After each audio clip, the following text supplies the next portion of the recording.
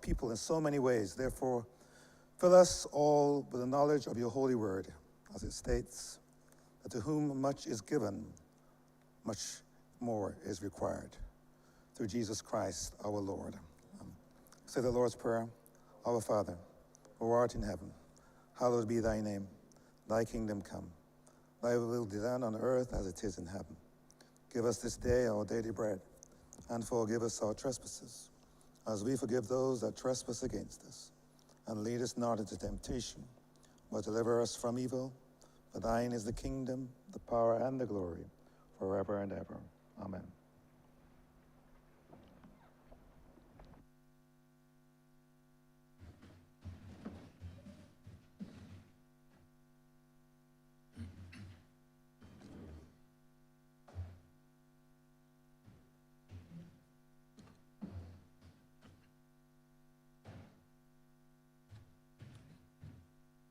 This House is in session. Minutes of the meeting held on Tuesday, 2nd December 2025 to be confirmed. Honourable Leader, Government Business. Thank you, Mr. Speaker. I beg to move that the aforesaid minutes be confirmed. The questions that the aforementioned minutes be confirmed. All those honourable members in favor, please say aye. Those against, please say no. We think the ayes have it. The aforementioned minutes are hereby confirmed. Minutes of the meeting held on Tuesday, 16th December 2025 to be deferred. Honourable Leader, Government Business. Mr. Speaker, I beg to move that the aforesaid minutes be deferred. The questions that the aforementioned minutes be deferred. All those honourable members in favor, please say aye. Those against, please say no. We think the ayes have it. The aforementioned minutes are hereby deferred. Announcements by Your Honour, the Speaker. Messages from His Excellency the President. Petitions, papers. Government notices, private members' notices, notices of questions, reports from select committees, first readings of bills, statements by ministers, congratulatory and/or obituary speeches, personal explanations, motions for leave of absence, oral replies to questions, notices of motion for the adjournment of the House on matters of urgent public importance, orders of the day. Honourable Leader, Government Business. Mr. Speaker, I beg to move the suspension of Standing Orders 6, 16, 18, 20, 42 subsection 5, 43, and 44 for the remainder of the day's sitting. The questions that the aforementioned standing orders be suspended for the remainder of the day's sitting. All those honourable members in favor, please say aye. Those against, please say no. We think the ayes have it. The aforementioned standing orders are hereby suspended for the remainder of the day's sitting. Government business, sir. Government business is the order of the day. Order number 10, in the name of the Honourable Leader of the House, to move the second reading of the Road Traffic Amendment Bill 2025. Honourable Leader, Government Business. Thank you, Mr. Speaker. At the outset, I would want to formally wish all of my colleagues and certainly the general public a happy new year. We ended last year, I believe, on a high with much to be thankful for. And all of us certainly look forward to a year that allows us to fulfill a number of the promises, a number of the expectations of the general public. And I expect that certainly my colleagues on this side will continue to do the work that the people of this country have sent us here to do. It is in that vein, Mr. Speaker, that I have the responsibility this morning to be able to lead a debate in relation to an amendment to the Road Traffic Act. It is no mystery to this chamber or to the public that the Road Traffic Act is one of the pieces of legislation that has been perhaps most tampered with, most amended over the course of decades. It is a piece of legislation that came into effect in 1981. And it governs the regulation of traffic in Barbados. It includes the vehicle registration process, the licensing process, and certainly provision being made for safety measures to allow for commuters to traverse the roads of the island. We also have accompanying the Road Traffic Act a number of regulations made by virtue of that piece of legislation. They govern as well licensing, vehicle registration requirements such as the inspection, the taxation, insurance, and traffic, and certainly conduct in relation to traffic rules, as well as offenses and penalties in respect of violations. The Act has been amended on many occasions, primarily because it has had to respond, or rather legislation has had to respond to safety issues in many cases, the number of vehicles on the road, the changes in technology. And as a consequence, we have had to keep up to date with what the overseas, the international trends are, certainly the regional trends, in relation to amendments to this specific piece of legislation. And today, therefore, I have the pleasure of being able to yet again make the necessary amendments to this particular piece of legislation. Over the years, we've seen amendments to things like the seatbelt rules, which again was a measure to ensure that people were kept safe, and certainly in particular our children. We have seen the abolition of road tax and the introduction of registration fees, certainly by this administration during its tenure in the last few years. And we've also seen the regulations passed for the windscreen and windows regulation, which was passed to address the issues of road safety, to improve visibility and compliance with the law enforcement. And I refer specifically to last year's amendment in relation to what Bajans simply refer to as tint. It is therefore not unusual that these amendments have come in respect of this piece of legislation. And therefore today, this particular bill states, if you look at it, that it is an amendment to make better provision for the prescribing of fixed penalties for certain offenses. So as I start at the outset, let me say that fixed penalties, which I will proceed to explain, already exist in the existing legislation. But what we seek here to do is to make improvements to modernize and to make the system for the payment of fixed penalties a lot more efficient than it currently is. In particular, we want to be able to make sure that the general public, who has been frustrated from time to time with having to have a ticketed offense, they go and they have a traffic violation, and they spend lots of time before the courts, taking a lot of productive time out of their day to be able to go down to the law courts. And everybody has to turn up on time. Everybody has to make sure that they clock in to the magistrate's court in many cases, and they spend an entire day before the system. We believe that a fixed penalty regime is necessary, but the fact that we have had no amendments to this legislation for such a long time is also a reflection that it is now time to pay some attention to this particular regime that allows people, once they are ticketed, to be able to pay these penalties not only a lot faster, but to avoid the situation where we are clogging up our law courts, we're wasting a lot of productive time of our officials, and we're wasting productive time of our citizens as well. So what is a fixed penalty? Is one of the things that we need to address. What is the existing regime? What are we seeking to do today to make that regime better? And through the course of this presentation this morning, I will seek to answer all of those questions to assure the public that what we do here today is really in their interests, and certainly in the interest of modernizing the court system, but also making our roads safer, and certainly modernizing the existing system.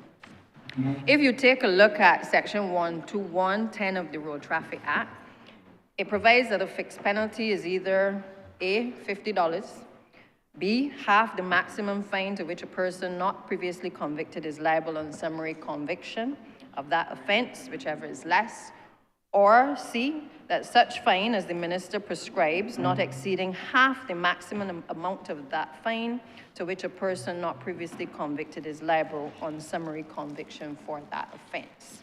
Most people are familiar with the $50 because usually when you get a ticket, as we would say, for a traffic violation, the traffic wardens would issue the ticket.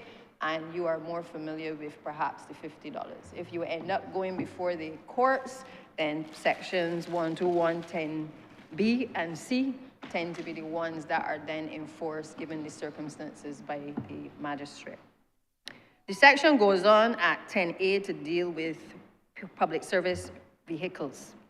And it is no mystery that when I read this section, many of you will ask, well, why has it taken this long for us to even address this section, given what we consider in many cases to be reckless behavior by some on our roads?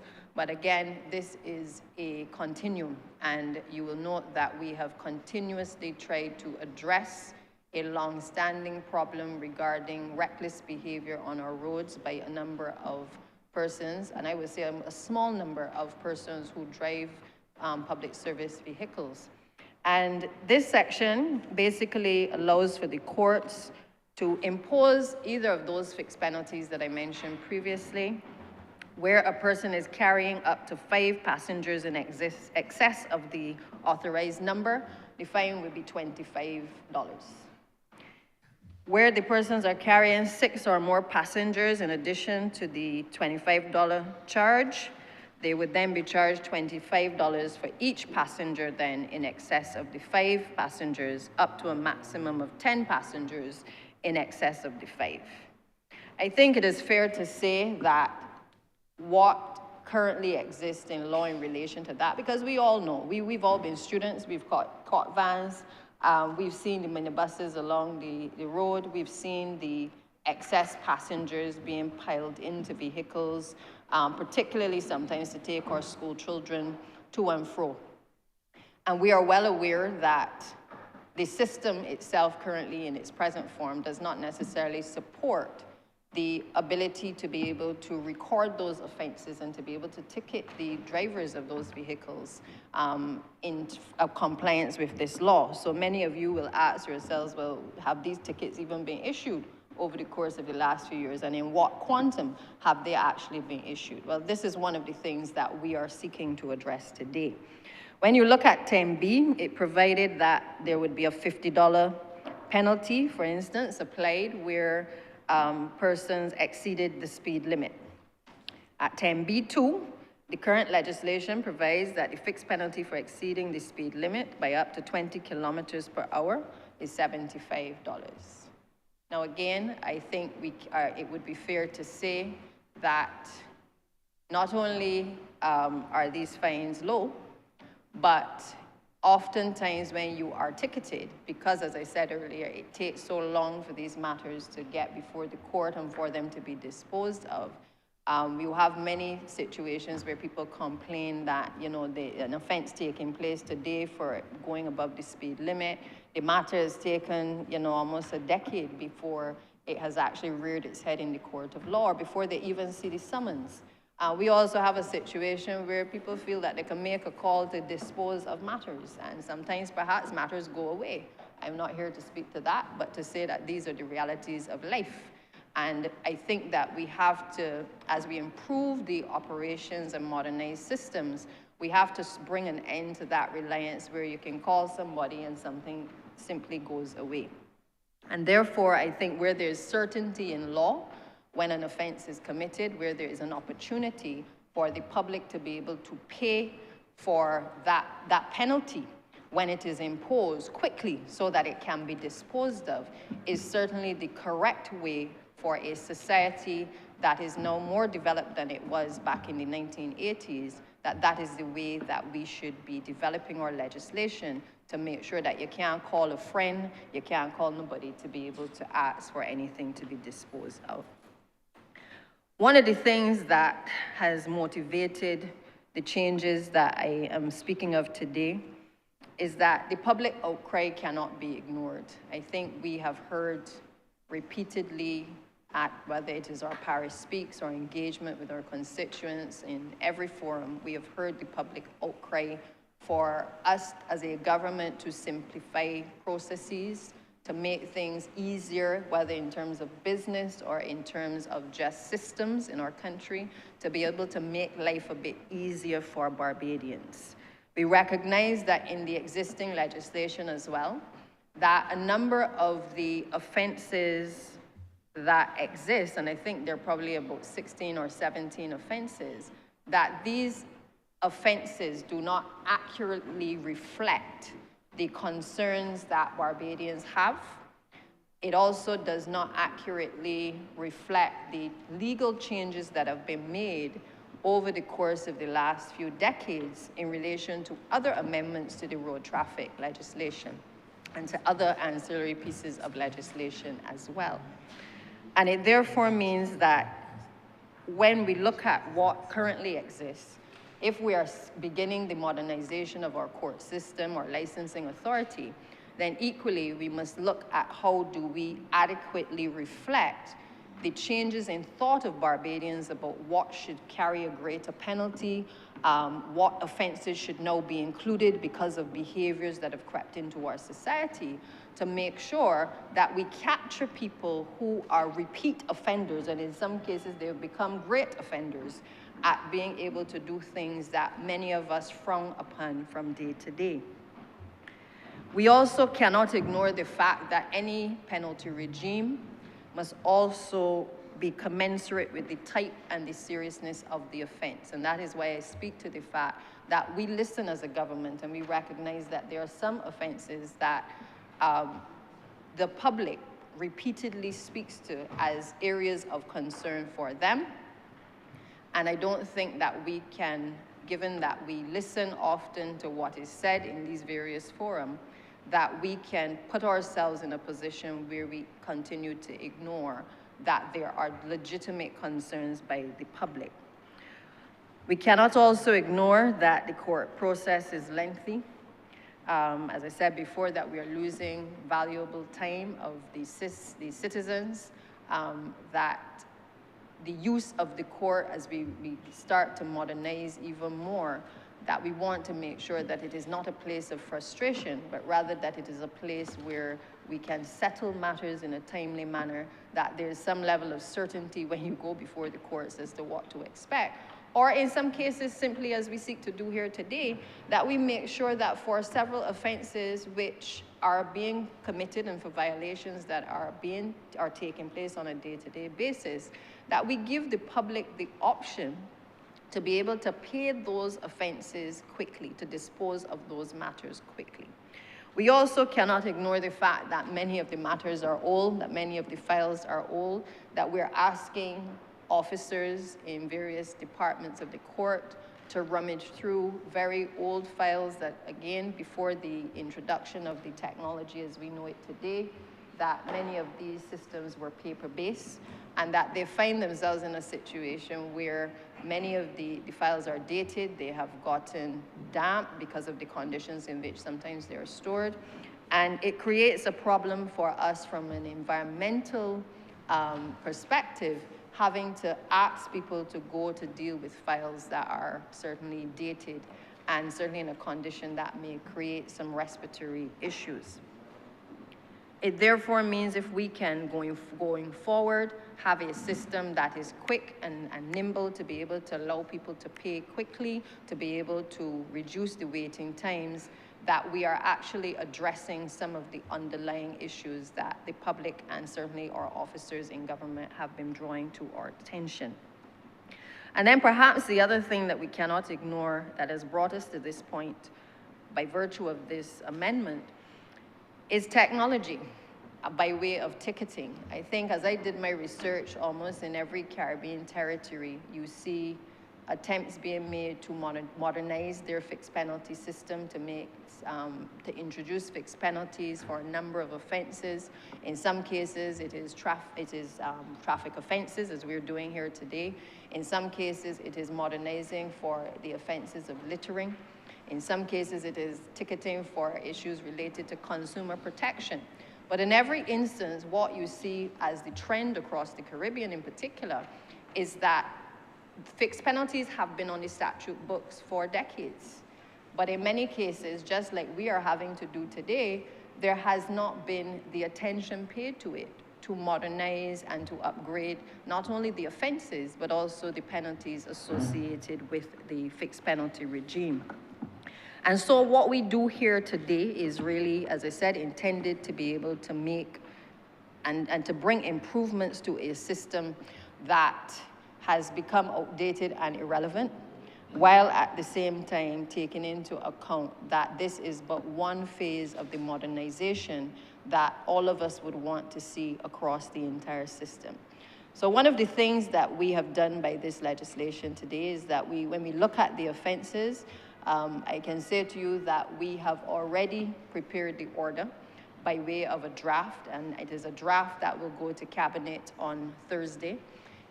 We have had the opportunity working with the Honourable Member for St. Joseph, who is also the Attorney General, the Chief Parliamentary Counsel, officers in MTW, the Ministry, the Public Works Ministry covering licensing generally as well. We've also met with the Transport Authority, Transport Board. We have had all of our representative stakeholders engage in a discussion as it relates to not only the offenses that need to be included going forward, but also the level of penalties, and certainly a long discourse, a lengthy discourse as it relates to rethinking and relooking at the type of penalties and the message that we really want to send.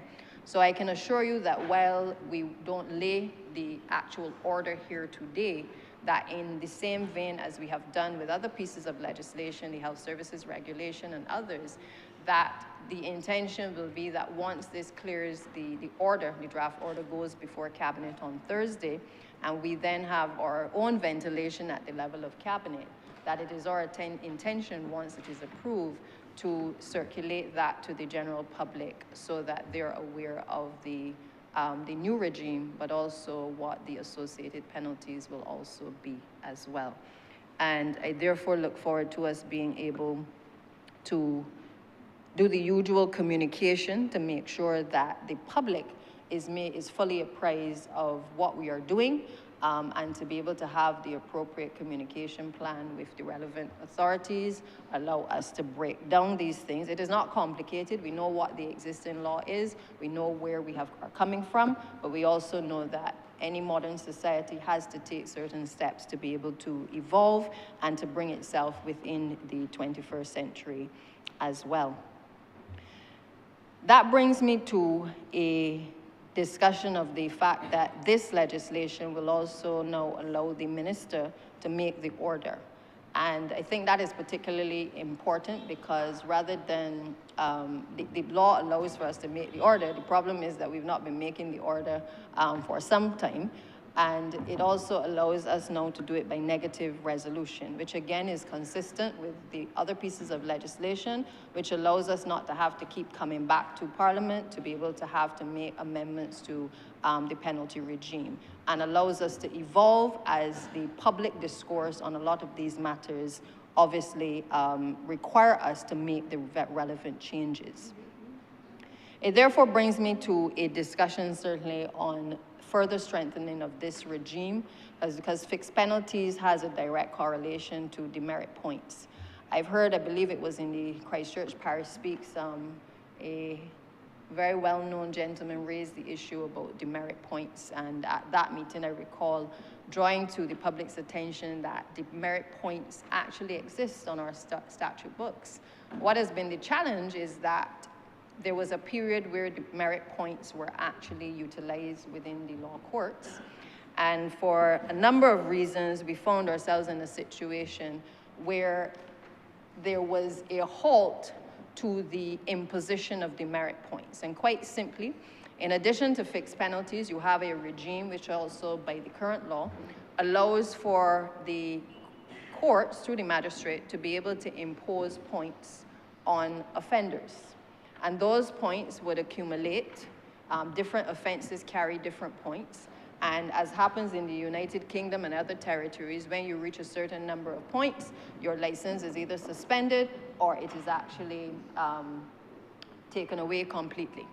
Now, we went through a period of utilizing that process. I believe there may have been many challenges because of the paperwork and not having certain things in order. And again, we have been in negotiations and consultation with the various stakeholders to make sure that we bring the necessary reform to the demerit point system.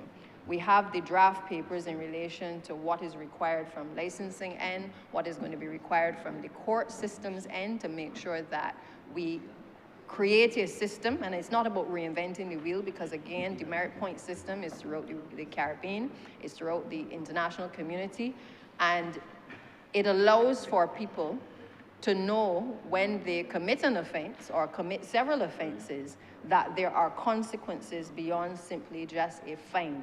That if you continue to be a habitual offender, that you run the risk of having your license taken away or being disqualified for a period of time from driving.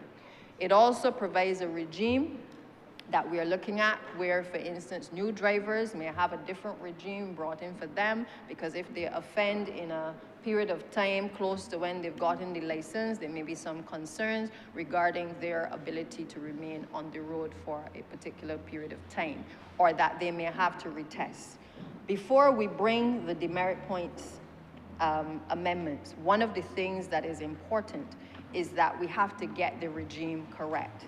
Because I believe that when you look at the demerit point system as it currently exists, you will recognize that, again, a number of the offenses that ought to be included have actually not been included in the current demerit point system. And therefore, it means for judges that, and the persons in the magistrates, that they have not been able to capture offenders in certainly the way that I'm sure they would want to be able to impose the penalties that are necessary. So put simply, we have a lot of people who go before the courts who a fine may be imposed on them, but that should also come with a commensurate demerit point for the offense which they have committed.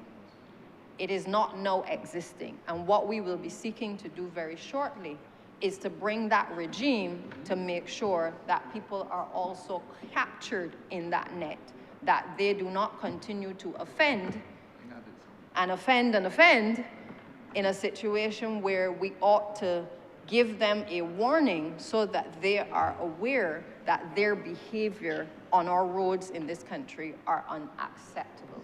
And that is another part of the fixed penalty system that I want to assure the country today that we have reflected on. We have been in long discussions as well with the stakeholders to make sure that we get this right. We are drawing on the region, we are drawing internationally to make sure that we are able to update our existing laws in relation to the demerit point system. I would not be able, Mr. Speaker, to speak about modernization, perhaps without being able to give out go a little wider in terms of some of the concerns, because while we seek to do this today, there's a reality that across the licensing system, everything that is governed by the Road Traffic Act, that we have had our challenges. And we have had our challenges over time, but it has not left us in a situation where we have not sought to improve. This administration has had some challenges recently, for instance, in relation to the licensing authority. And we have dealt with them frontally because we have had equipment that basically shut down. And I think all of us who have had, whether computers or any form of technology from time to time, knows that with all the best will in the world, with all of the attempts to be able to make sure that we can ensure that our systems are fully functioning, sometimes things happen that are simply beyond the control of our technical teams. And regrettably, at Licensing Authority, we had one such situation which impacted on vehicle registration, which again goes to the heart and core of ordinary Barbadians trying to get their vehicles registered, trying to get their PSVs registered, trying to get their trucks registered, trying to get simply on the road with their vehicles. We have been working towards a new driver's license management system. And in the process of transitioning to that as well, we've had a few challenges, but we are at a point now where the future looks bright in terms of being able to do appointments online for people who are seeking to do driver's licenses applications. As many of you are aware, I say to my staff that the process of obtaining a driver's license has not changed much since certainly I was at the age of 18, and I would have gotten my license so long ago. And even the way in which the licensing authority's yard is structured. I often say to them that I feel as though we have been trying to fail people before they even get onto the main road. And we have been looking at how to restructure even the yard at licensing, how to decentralize services in other locations so that we don't have a bottleneck at the Pine location. We have started by way of doing the customer care center at the licensing authority, which is next door to the Barbados Revenue Authority. And I know that sometimes there's always a confusion as to what services are offered by the Barbados Licensing Authority versus the Barbados Revenue Authority. But put simply, the Revenue Authority collects money. They have had to perform a number of the functions of licensing over the last few years, but licensing has also started to take back some of those functions and allow the Barbados Revenue Authority to be able to collect revenue. Sometimes what happens is that the system at Revenue Authority goes down. Sometimes what happens is that the system at licensing goes down, and that creates the frustration. And that is why we've been working to be able to merge the systems to make sure that we do not have the level of frustration that is taking place in the country as it relates to vehicle registration. We have, since the challenges we experienced a few weeks ago, we have brought on a number of staff, and the reality is that when we bring in additional hands to help the existing staff do the work, one of the biggest issues is that they have to be trained. Now, we don't have the luxury at licensing where we can stop operations completely and go and train people. We don't have the luxury of being able, apart from doing overtime, which that is something on the table as well, where the same staff that the public is interfacing with are then expected to be able to work the long hours, to come in on the weekends, and to train the staff that we have brought in. And I want to say today that these things do take time. It is regrettable that we find ourselves in a situation where we have had the interruption of business at the level that we've had at licensing. But my team at the licensing authority, and certainly our developers outside of Barbados, along with MIST as well, have been working through the night, through the day, to be able to improve the system and to be able to get us back on track at the licensing authority. We've been able to reduce the backlog significantly, and my hope is that with the additional staff that we have brought on, once they are trained up, we will be in a position to be able to have those numbers further significantly reduced as well. It is a case right now of the workload versus the manpower, and until we are in a position to get the manpower up to the level that we need it to be, obviously we are going to continue to have a bit of delays and stuff at the licensing authority. We have also, in the process of this challenge, and it was on the cards for a little while, but we've approved some additional garages to be able to take the pressure off of licensing, so that we can get them to be able to do the registrations. I think there's one more tweak that has to be made to have that fully operational, but that was in recognition of the fact that the load that has been being placed on the licensing authority, particularly with the increasing number of vehicles in this country, has placed an unnecessary burden on the staff of licensing, and we needed to be able to decentralize, in some cases, those functions which are possibly able to be done by other parties with the oversight taking place by the licensing authority. We have also explored the possibility to help with the backlog at licensing, the reopening of the office at Oistins, and the Chief Licensing Officer, the PS, and others have been engaging with the Ministry of Housing, who has responsibility for that particular location, to be able to allow us to expand the services there and to get things up and running. So, Mr. Speaker, I know that the challenges have been many in the past few weeks that has caused that level of disruption, but just like we're doing here today with fixed penalties, and that what we have to come in the future in relation to demerit points to be able to improve the regime under which we are able to deliver our services under the Road Traffic Act, and certainly in the Magistrates Court. our intention is to continue to modernize. Modernization and transformation does not, Mr. Speaker, happen overnight. In many cases, we are changing behavior, we are changing systems, we are changing attitudes, we are simply changing locations in terms of how we do business.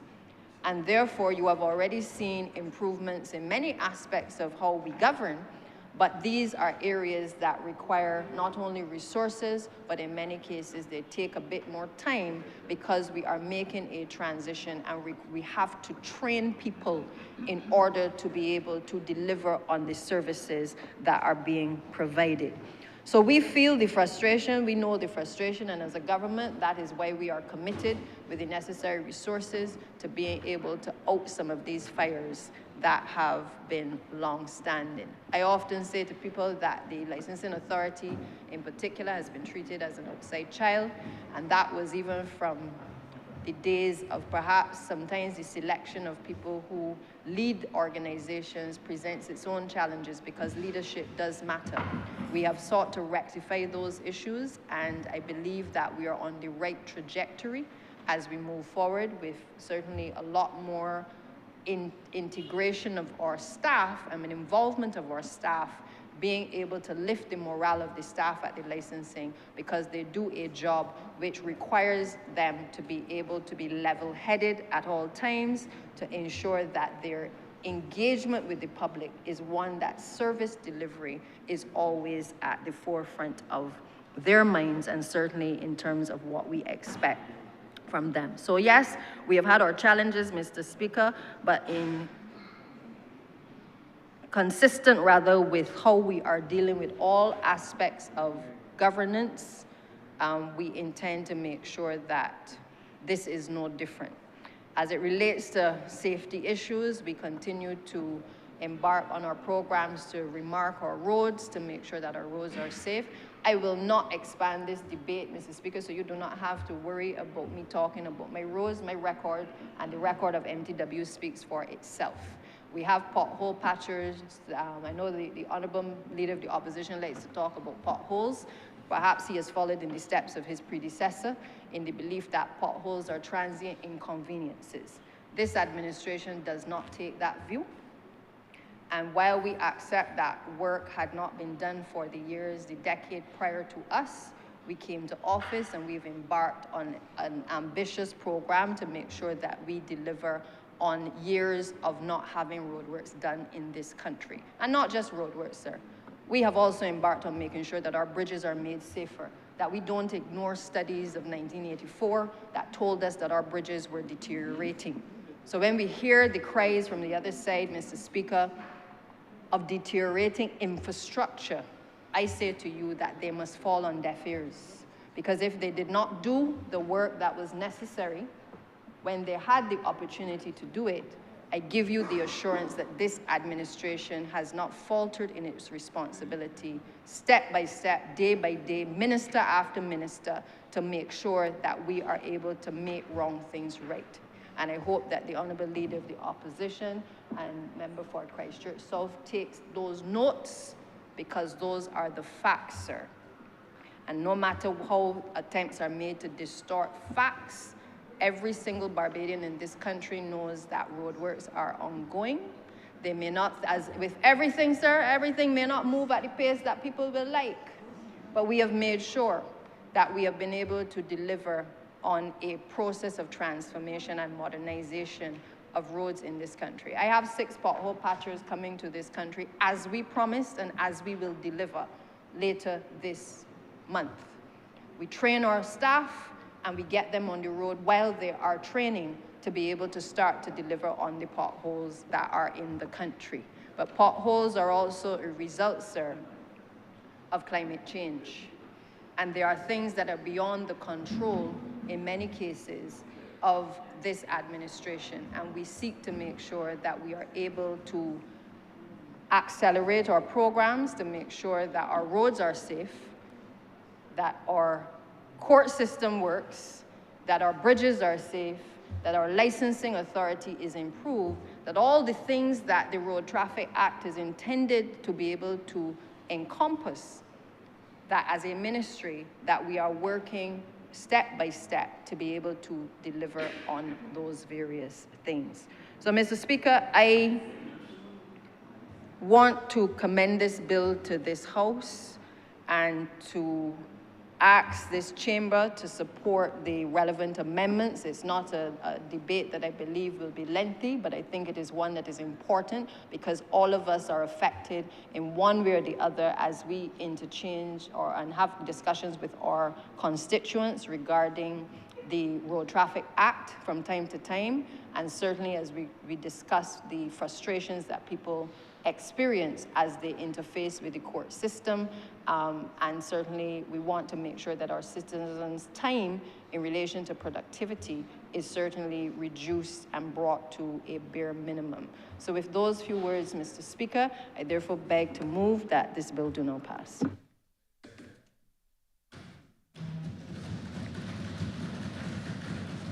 And that this bill be read a second time.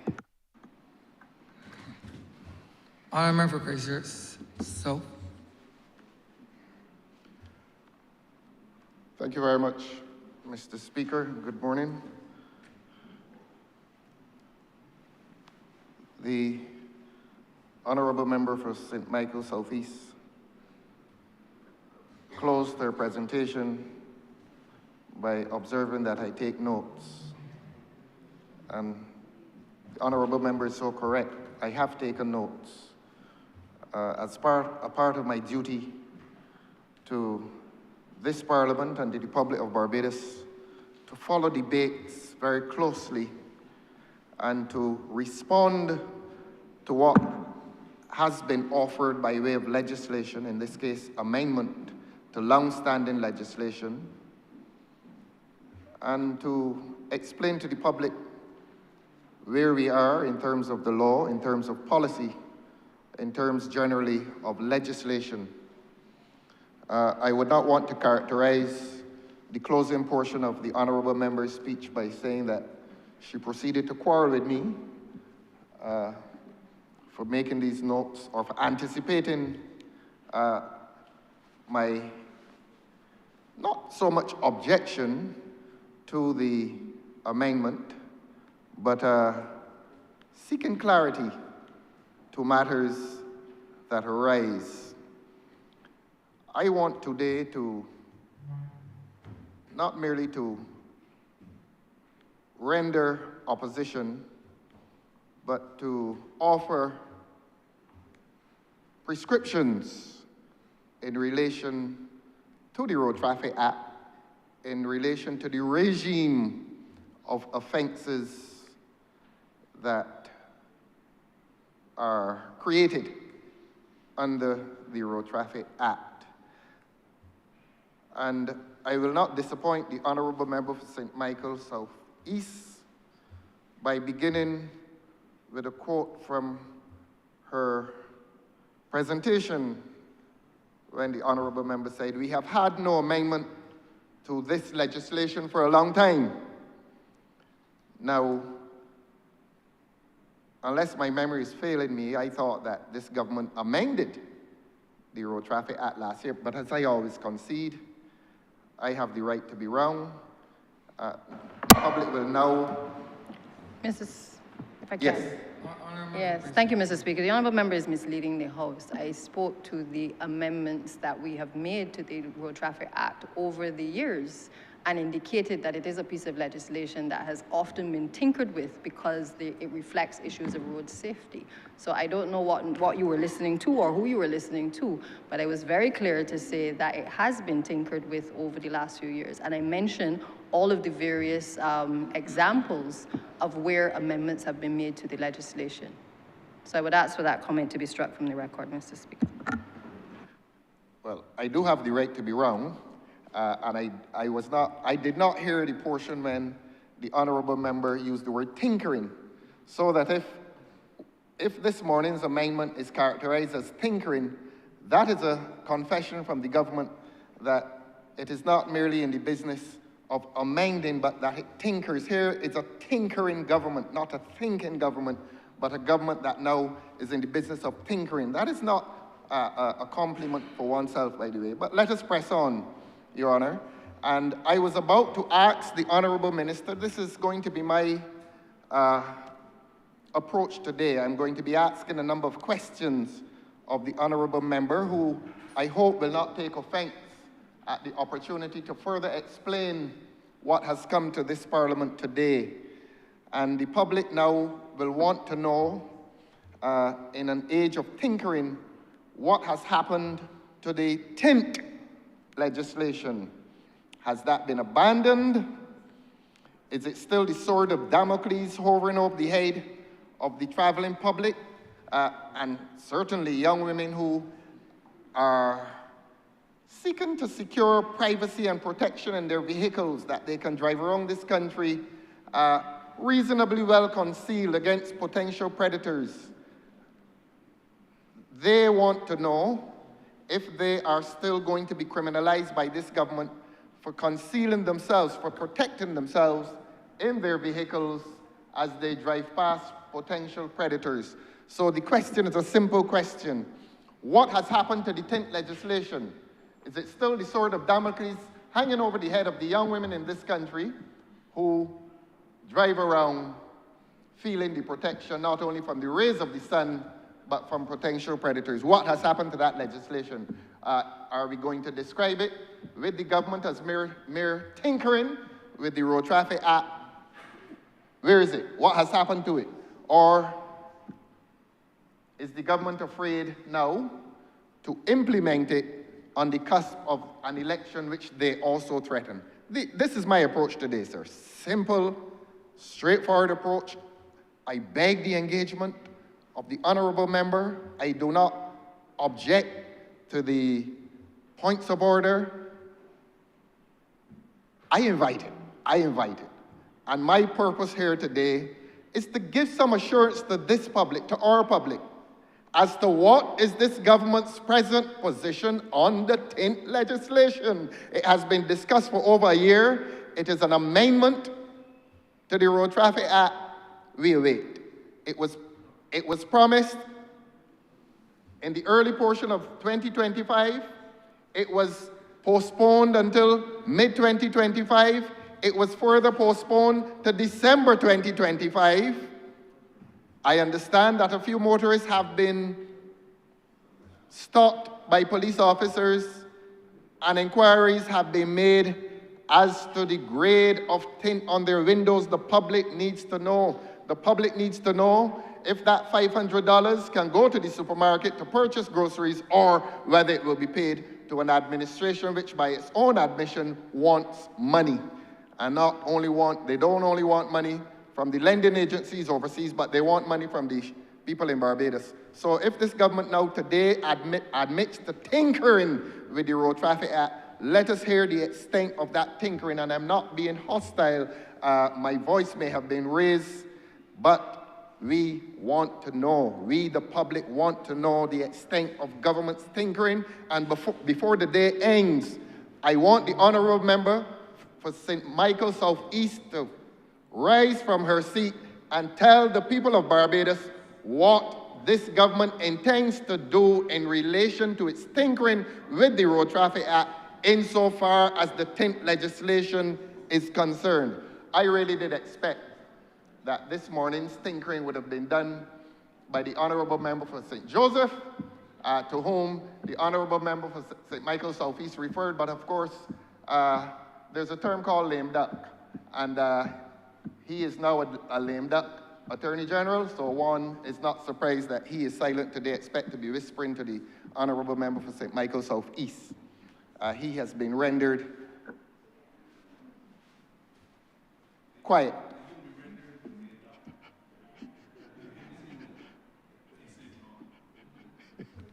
That's a point of order, sir. Honourable, this 2026, continue. He's interrupted me. Honourable, He starts off the year as he ended. Honourable Member, please continue. He's a lame duck. Honourable Member, He's a lame duck. please speak to the legislation, please, sir. So I think I've spoken enough on the tint. And I'm going to force this Honourable Minister, as she sits next to a lame duck Attorney General, to say to tell this country what is the government's position in relation to tint. The public is nervous. Honourable Member, you have said that 15 times also. Thank you, sir. Please move on. After the sir. interruption from the Honourable Member, Attorney General. Honourable Member, please move on. You spoke about 10 oil. Continue, sir. Yes. It was only after the interruption from the lame duck Attorney General Honourable that I felt. Honourable Member, please continue as it relates to the legislation, please.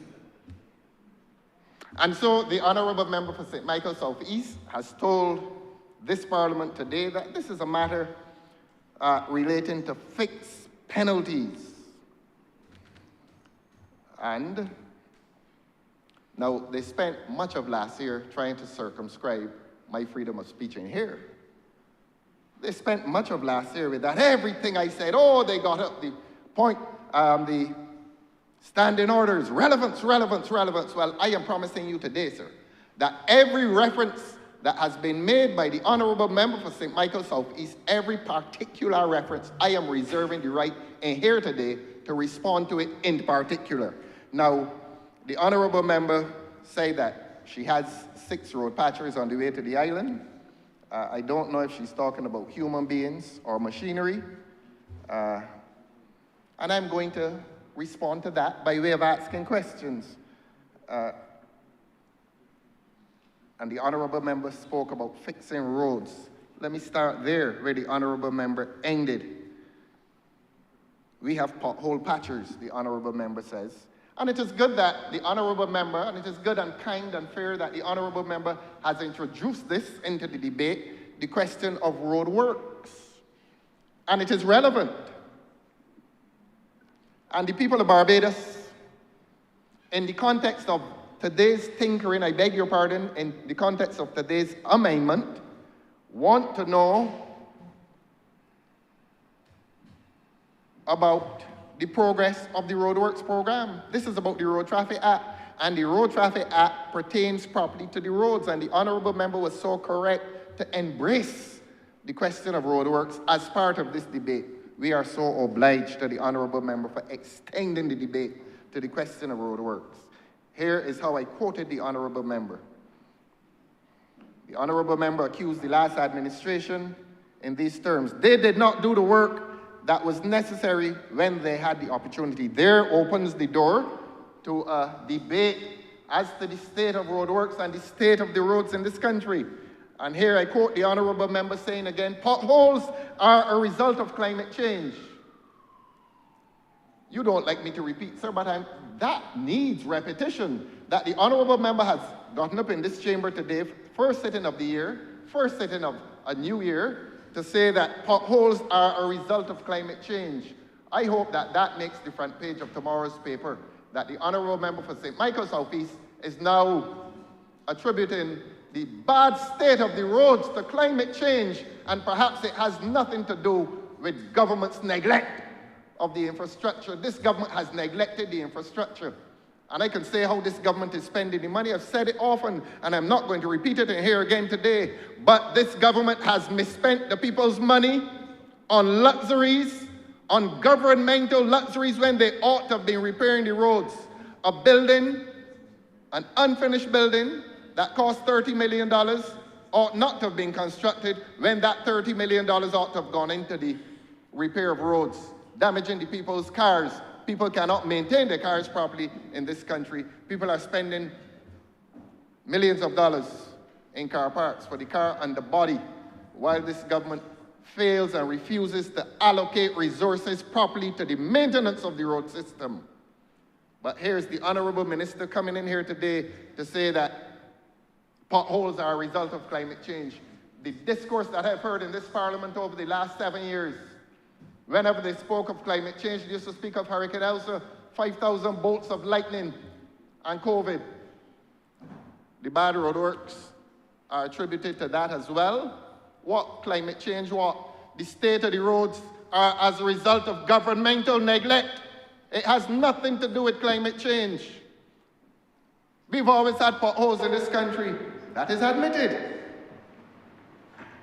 Thank you, Mr. Speaker. Honourable St. Michael's Office. I have tried to restrain myself, I must tell you. And I have gone wide because I believe that I've come to public office to be as transparent as possible. And I will not let the Honourable Member for Christchurch South try to mislead this chamber by indicating that I have said that the potholes in this country are only attributed to climate change. Any Barbadian in this country, anybody who has been impacted by climate change, is well aware that the intensity of the rainfall in this country in the last few years has basically disrupted what we know to be the road infrastructure in our land. It is clear that we have seen slippage of magnitudes in districts that you would not have seen them before. You have seen roads basically broken as a result of the pounding of rain for long periods, protracted periods, with an intensity that we have never seen, sir.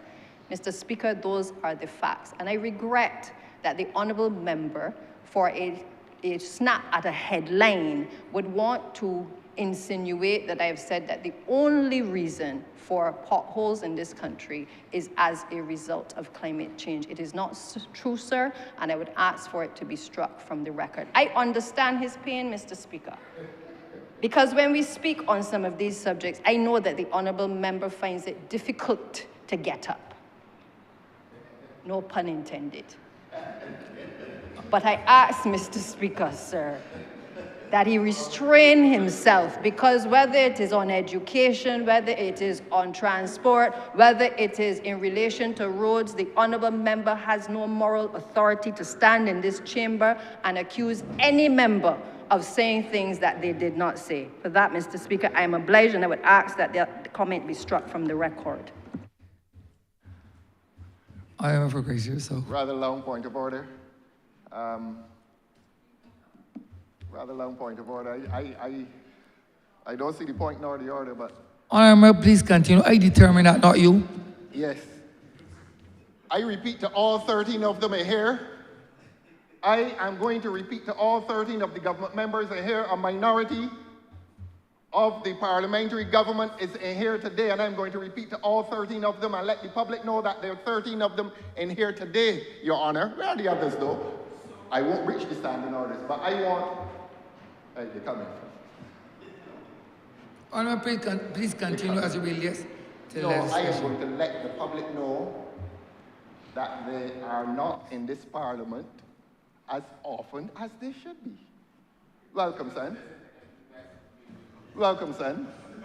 Welcome. Empty vessel, I got something for you this year. Honourable Member, please, please.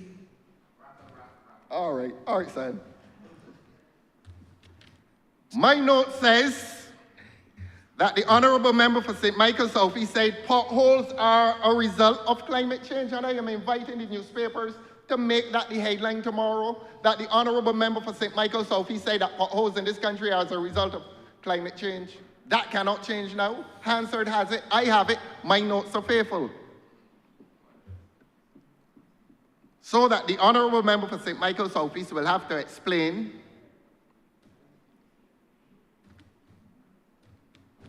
the origin of potholes before climate change. But I would not belabor the point, sir. I will just go to another quote from the Honourable Member, who promises that roadworks are ongoing, and that if the point of order had not come, I was going to expand on this, that the Honourable Member has 6 pothole patchers on the way to Barbados. You know, after years of neglect, you suddenly decide to bring pothole patchers. People have been talking about this for a long time. The need for this nature of attention to roadworks. You drive all over Barbados and you see potholes, and you see deep potholes for months. And not to be contentious, but I'm going to invite the Honourable Member for St. Michael South East to drive along her constituency by the Pine, go down Graham Hall. This is on the ABC highway. When she arrives at the roundabout leading to Graham Hall, where the Honourable Member for St. Philip South used to work, you pass through that roundabout, there is a very, and this is by way of information, there's a very large pothole. It seems to have been dug, excavated, because it doesn't have the rugged edges. It is something, and I want, Honourable Member, through you, sir, I'm inviting the Honourable Member to fix this one, because a lot of cars are falling in there, and it is costing the government money because they go up to the licensing authority, the Ministry of Transport and Works, and receive their compensation. But that is one to which I draw the Honourable Member's attention. I hope she's listening. That is one that could be fixed even today.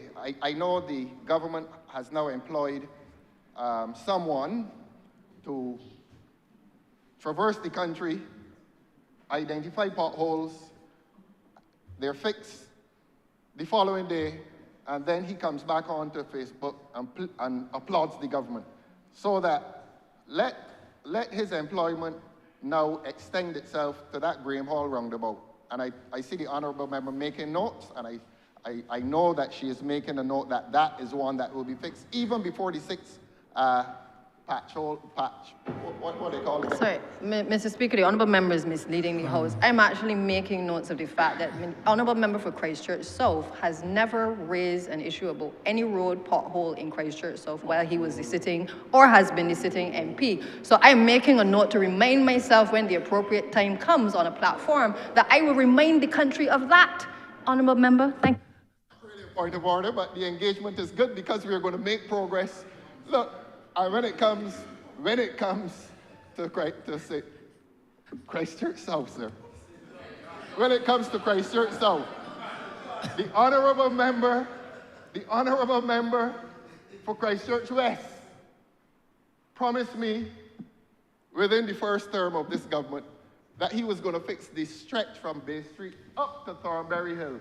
Along came the Honourable Member for St. Michael South East and said she is going to fix from Bay Street to the corner of Rendezvous. And Christchurch South was to be excluded. But I am only a voice.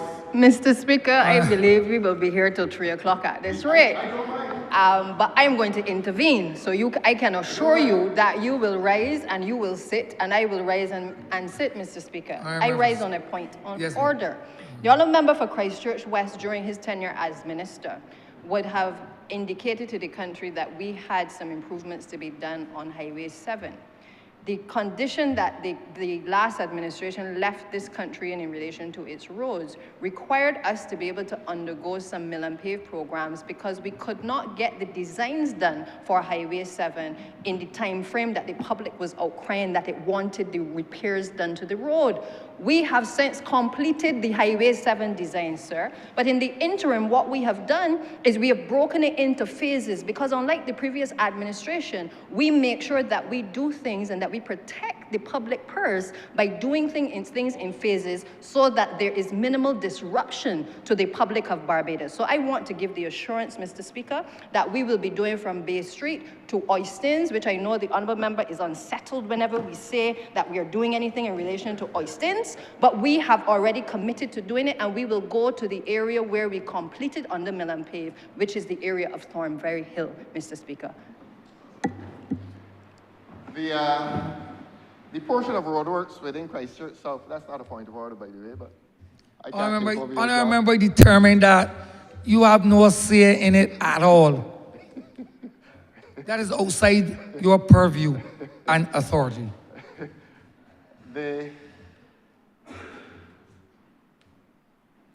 If truth be told, and truth will be told from this side, they decided to fix the portion of Highway 7 only when a certain person received the blessing of candidature for the Barbados Labour Party. They felt that the reward to that gentle soul was to fix a part of the road after I assumed the location in which I stand today. In other words, after I left them, so happily too, they decided that the Christchurch South portion of Highway 7 was worthy of repair, and that is a fact. And today I want to thank the Honourable Member for Christchurch West for his efforts and his promises to have the entire, I know I'm embarrassing him, but to have the entire stretch of Highway 7 done. He told me, the Honourable Member told me in here and elsewhere that he intended to do subterranean works. In other words, the utility companies would come. He's always so gentle when he's embarrassed and blushing. And he's blushing again today. He will not interrupt me with any point of order. He promised me faithfully that those road works were going to be done. And that subterranean work need to be done by the utility companies, and he was proceeding with that. They took him out of the ministry. I wouldn't say they fired him, because a lot of firing goes on around here. Some people are so unfortunate they get fired twice. Honourable, that has anything to do with the debate, Honourable? The two firings? Yes, please continue. You don't know who got fired twice? No, I asked if that has anything to do with The road works. the amendment. We're dealing with road works. We're dealing with road works. That has something to do with the amendments, Honourable Member? The firings? No. But please, we resort to please. In any event, sir, let us resolve. We wouldn't contend on that any further, and I'm inviting engagement from the Honourable Member for St. Michael South East. We look forward to the arrival at Grantley Adams Airport of these 6 pothole patchers. When they come, we really look forward to it. So that contains the admission that the government has been unable to fix potholes because there are no patchers in this country. But let us arrive at more substantive issues. I think the government may be conceding and surrendering that there has been neglect of that infrastructure. There's that concession, because if you admit that you are now bringing pothole patchers on the cusp of an election as comfort to the people of Barbados, that contains an admission that you have neglected to do the work prior here too. Now, the Honourable Member would again not attempt to circumscribe my speech, as was done for the whole of last year by her colleagues, but the Honourable Member went on to say that concerning the PSVs, there's recklessness. I am going to ask you, Mr. Speaker, to allow me freedom of speech in here, not to circumscribe what I come here to say, to respond directly to statements made by any member who speaks. And today there are 13 of them, and I am going to address you, all 13 of them today. First day of the year, 13. I'm going to address all of them through you today, sir. You want a point of order on the fact that 13 present? Honourable Member, please continue. Honourable Member, please. This is 2026. Mm-hmm.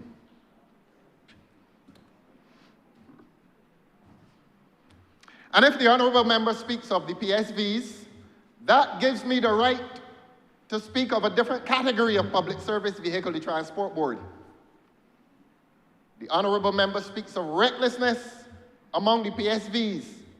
Therefore, one comes to the conclusion that this government has assigned to itself the responsibility to resolve the question of recklessness among the PSVs.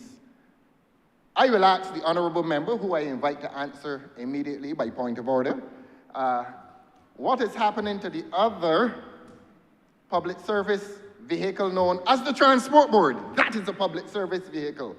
Unless the Honourable Member or any of the 13 present wish to object to me asking this question, permit me, Your Honour, to ask it.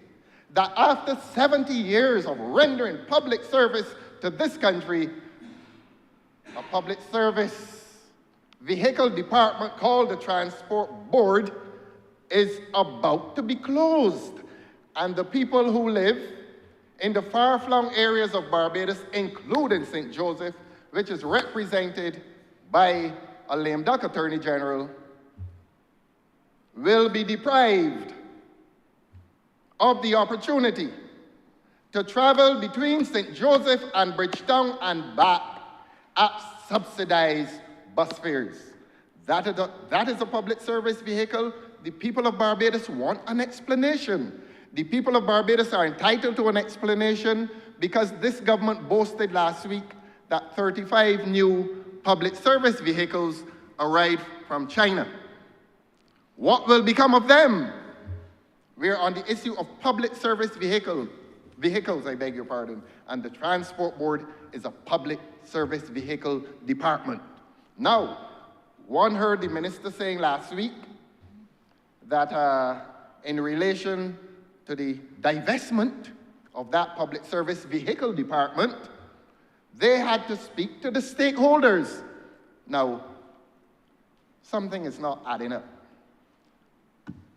The cabinet, as far as we're told, made a decision for the divestment of the Transport Board.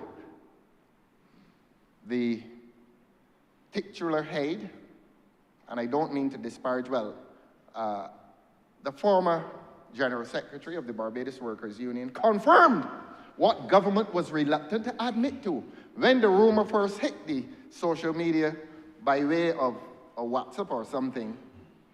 You know, it came out through the WhatsApp first, before the government confessed. And then Sir Roy Trotman, the distinguished trade unionist, Sir Roy Trotman, made public, yes, this thing had been agreed to, that the Barbados Workers Union had had discussions with the government, and it was final. The divestment was agreed to, and Cabinet agreed to the divestment. And this was sometime within the final quarter of last year. Along comes the Honourable Member for St. Michael's South East a few days ago in December and says to the public that they still have to talk to the stakeholders. Who are these stakeholders? What are these stakeholders? I thought you would have had those discussions prior to the cabinet decision, the final cabinet decision to close the Transport Board. But you wish to appease an angry public, the public that is angry at the divestment. The little old lady who wants to come to town and get her pension at 11 o'clock and go back home at 2, paying $3.50 each way, she now lives in fear that she will have to take an Uber taxi that they brought into this country to raise travel fares. By divesting the Transport Board, and I'm going to avoid the big word, by closing it down after 70 years of loyal service to this country. And the Honourable Member for St. Michael's South East said within the last 2 weeks that they still have to talk to stakeholders. That is why I say that this government does not fully disclose to the people of Barbados.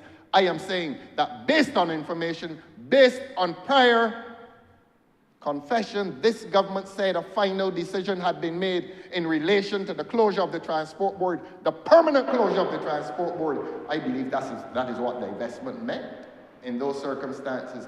But last week, the Honourable Member for St. Michael's South East tells the country that it is not closed, that they still have to talk to stakeholders. Who are these stakeholders? Are the stakeholders the people for whom those electric buses are destined? Because you can't sell an electric bus to a former bus driver to do what with? To spend half the day charging it and the other half making 2 trips? Who are those buses for?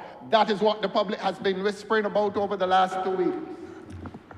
Honourable Member for St. Michael's South East. Thank you, Mr. Speaker. I was just waiting for the appropriate time because I was hoping that the Honourable Member would get back to where perhaps he wants to get to, but he's taken a very long time to be able to develop his point. The Honourable Member is misleading this chamber, and he is seeking to mislead the public while so doing as well, Mr. Speaker. The issue of divestment has been known as a policy of this administration for a long time. It is unfortunate that the other administration, of which the Honourable Member for Christchurch South now leads, has never really taken a position on the Transport Board, one way or the other. We've indicated from the outset that divestment also comes with a level of enfranchisement of the workers. And while the honourable member would want those who are listening to believe that the only interest that this country has and this government has is in closing the transport board, I would ask him to read the cabinet decision, because it not only speaks to the divestment, but it also spoke to enfranchisement, an enfranchisement model of which his administration has never collided with, Mr. Speaker, but one which the Barbados Labour Party has been founded on, one which it will continue to believe in, and one which it will continue to execute in relation to improving and modernizing this economy. And therefore, I would ask for the comments to be struck from the record, because what he has said is misleading. We have made a cabinet decision to allow for discussions with our stakeholders to take place. And that discussion and those discussions are ongoing. I have said it last week when we brought the 35 buses to this country with the transport board drivers driving them out to the Weymouth headquarters. I repeated the fact that we have no intention to stop the little old lady with her bags from being able to get to and fro. And to the people of St. John as well, who he seeks to represent, we got them covered as well. And therefore, Mr. Speaker, the school children are also in the net to be covered also.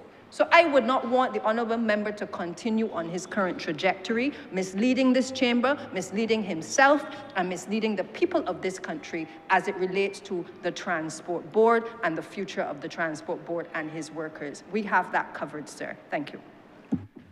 And the honourable member is telling the people of this country that they are going to enfranchise bus drivers by giving them some buses.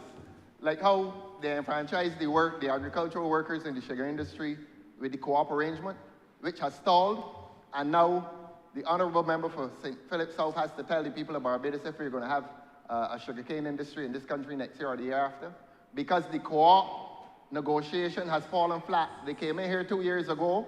I sat in here, and they boasted to thunderous applause that the workers in the sugar industry are now going to own the plantations and to own the industry.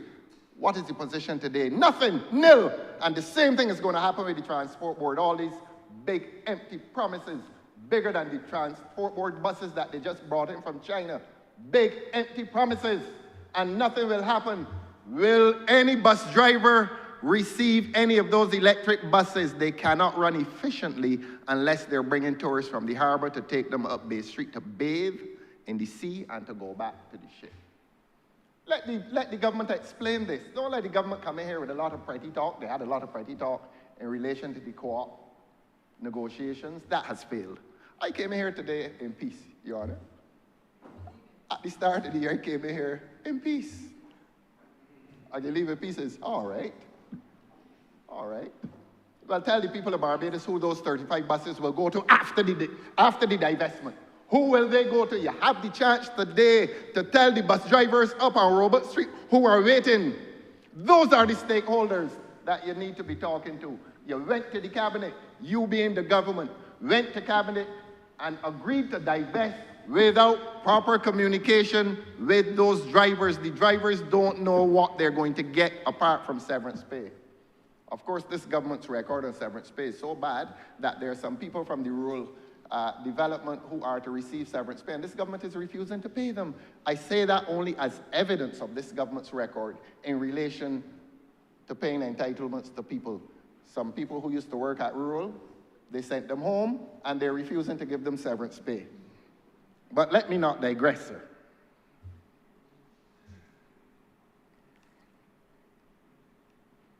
I close that portion of the discussion by saying that the people of this country need to hear what is this government's position on the transport board.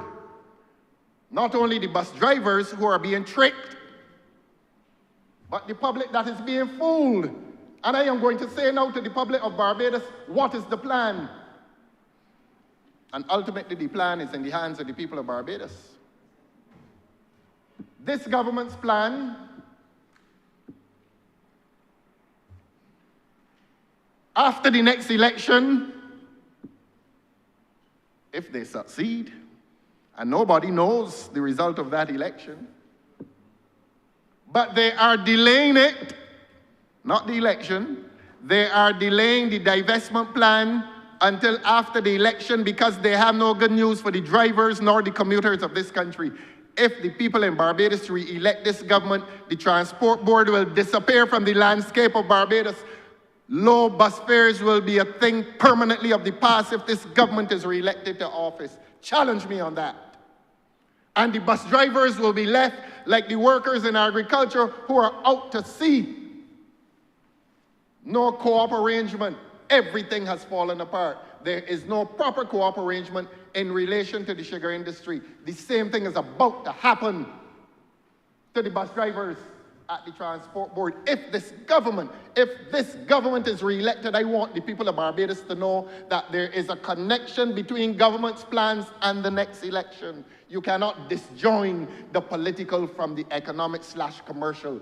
This government has a plan to abandon the workers of the transport board, and they are delaying that abandonment only for an election. Let the people of Barbados know this. Let the bus drivers know this. Let the commuters know this. Let the general population of Barbados know that the sword of Damocles will swing with this government after the next election if they are elected.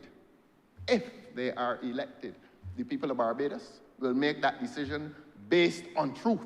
The people of Barbados will make that decision based on what is logical. Why do you announce the divestment at the end of last year? Why does the cabinet make a final decision? Why cannot this government tell the people a date, at least a date, not an election date, a date for the final divestment, a date for the final alienation of that stock of buses from the transport board to whomsoever come that they intend to please. It will not be a bus driver. I've said before, I've said it already, I will say it again, and this Democratic Labour Party has said it publicly, that no bus driver at the transport board, nor two nor three of them, as a conglomerate, I beg your pardon, as a consortium, can efficiently run electric buses. They can't do it because the very transport board is not now managing to run them efficiently. As I've said before, half the day is spent charging them and the other half is running them inefficiently. They should have had diesel buses. We're ashamed to say that. They should have had diesel buses. And the only commercial entity that can efficiently and profitably run an electric bus is an entity that is moving towards once, twice, perhaps 4 times a day. A bus driver cannot run his commercial entity efficiently or profitably using an electric bus, and using an electric bus of that size. We all know this. We all know this. You don't have to be a government minister to know that. So that the people at the transport board are about to be hoodwinked by this government. They are being fooled, they're being misled. What is going to happen to those 35 buses? Government, all 13 of you who are here today, answer. I'm willing for the interruption. I think the dialectical exchange is progressing the larger discussion. We are learning things as we go along. And the bus drivers must now be at the position in which they feel that they're being hoodwinked. And I will say this to the government by way of good information and good education. It is a more profitable enterprise if the government, acting through the transport board, parts with those small diesel, those intermediate size, medium size, intermediate size buses. Those would be more profitable. Everybody knows a diesel vehicle leads to greater profit, not electric. So please, government, stop misleading the poor people in Barbados with foolishness. I am off that. I am off that, and I will now come to other aspects of government's plans.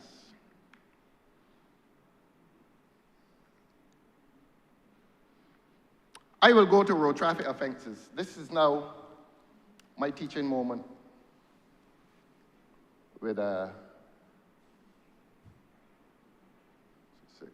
4, 10, 3, 13. All right. We now have, I'm going to address the 15 members of the government, Dick Stoops. I'm going to address the 15 members of the government that are now present. I am not breaching the standing orders by referring to the other half, whichever part of the world they are, let them luxuriate. But happily we have 15 here today, and I want to educate them as to this road traffic business. And this will be the non-contentious portion of my speech today. I want to recommend to the government a new regime of law relating to infractions arising from the use of vehicles on the road.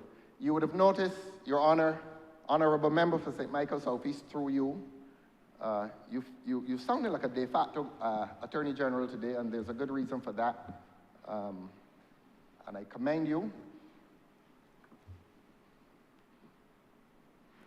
I'm using the word infraction as opposed to offenses, because the word infraction connotes something less severe than offense. And I'm saying that you need, in looking at the Road Traffic Act, I suspect you won't get the chance to do it, but in looking at the Road Traffic Act, and not to tinker with it, but to give great overhaul to the Road Traffic Act and make a very sharp division between criminal offenses and civil/administrative offenses.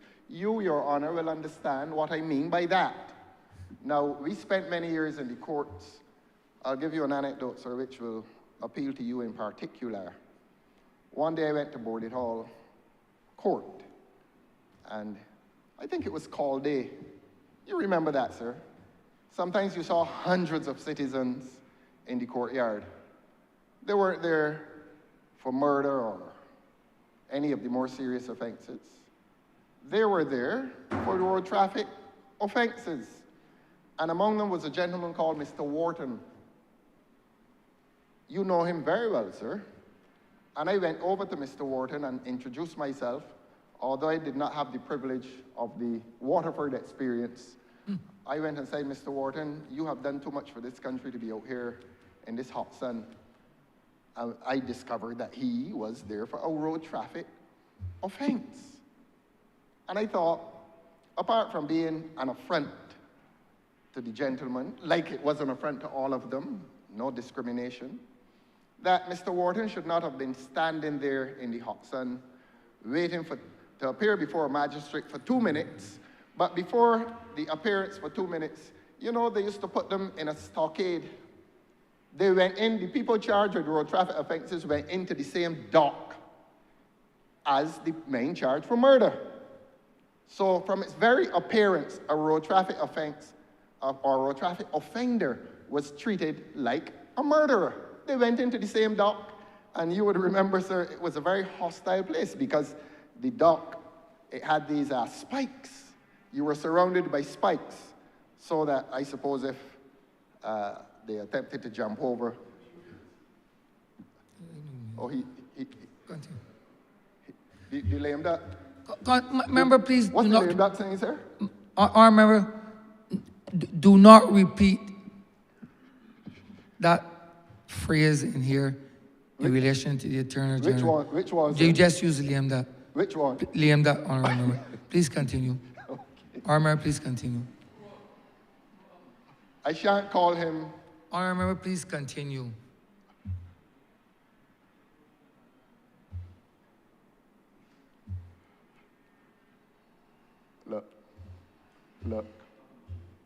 Look. I warn you, you know. I am warning you. All right. Honourable Member, please continue as it relates to. Take my warning here. Honourable Member, please do not address another. There are a lot of things I can say in here. Honourable Member. There are a lot of things I can say in here. Don't make me say them. And I can say them outside too. But I would say it in here first. All right. Behave yourself. Honourable, I am the person who castigates honourable members Well, here. tell him, You do tell not him. possess that authority. You're out of place, honourable I member. do not possess the authority, but maybe I possess the right to resist. Yep, honourable bad member. manners. Honourable, please continue. Thank you, sir. Warn him here, sir. Yes, so we were saying that there seemed to have been an equation between road traffic offenses and serious criminal offenses based on the treatment meted out to those respective persons. And one noted, even as a young lawyer, that there needed to be a regime change, that you should not treat people who were charged for dark tint, or coming out of a major stop when perhaps it was imprudent so to do. These minor traffic offenses. The point is, minor traffic offenses needed to have been classified firmly as non-criminal offenses. Indeed, I would not even use the word offenses in relation to them. That is why I chose the word, sir, infractions. A minor infraction against the road traffic laws. And we know, sir, that road traffic offenses are rooted in the criminal law. That Cap 295 of the laws of Barbados has been with us for a long, long time. And no Attorney General, whether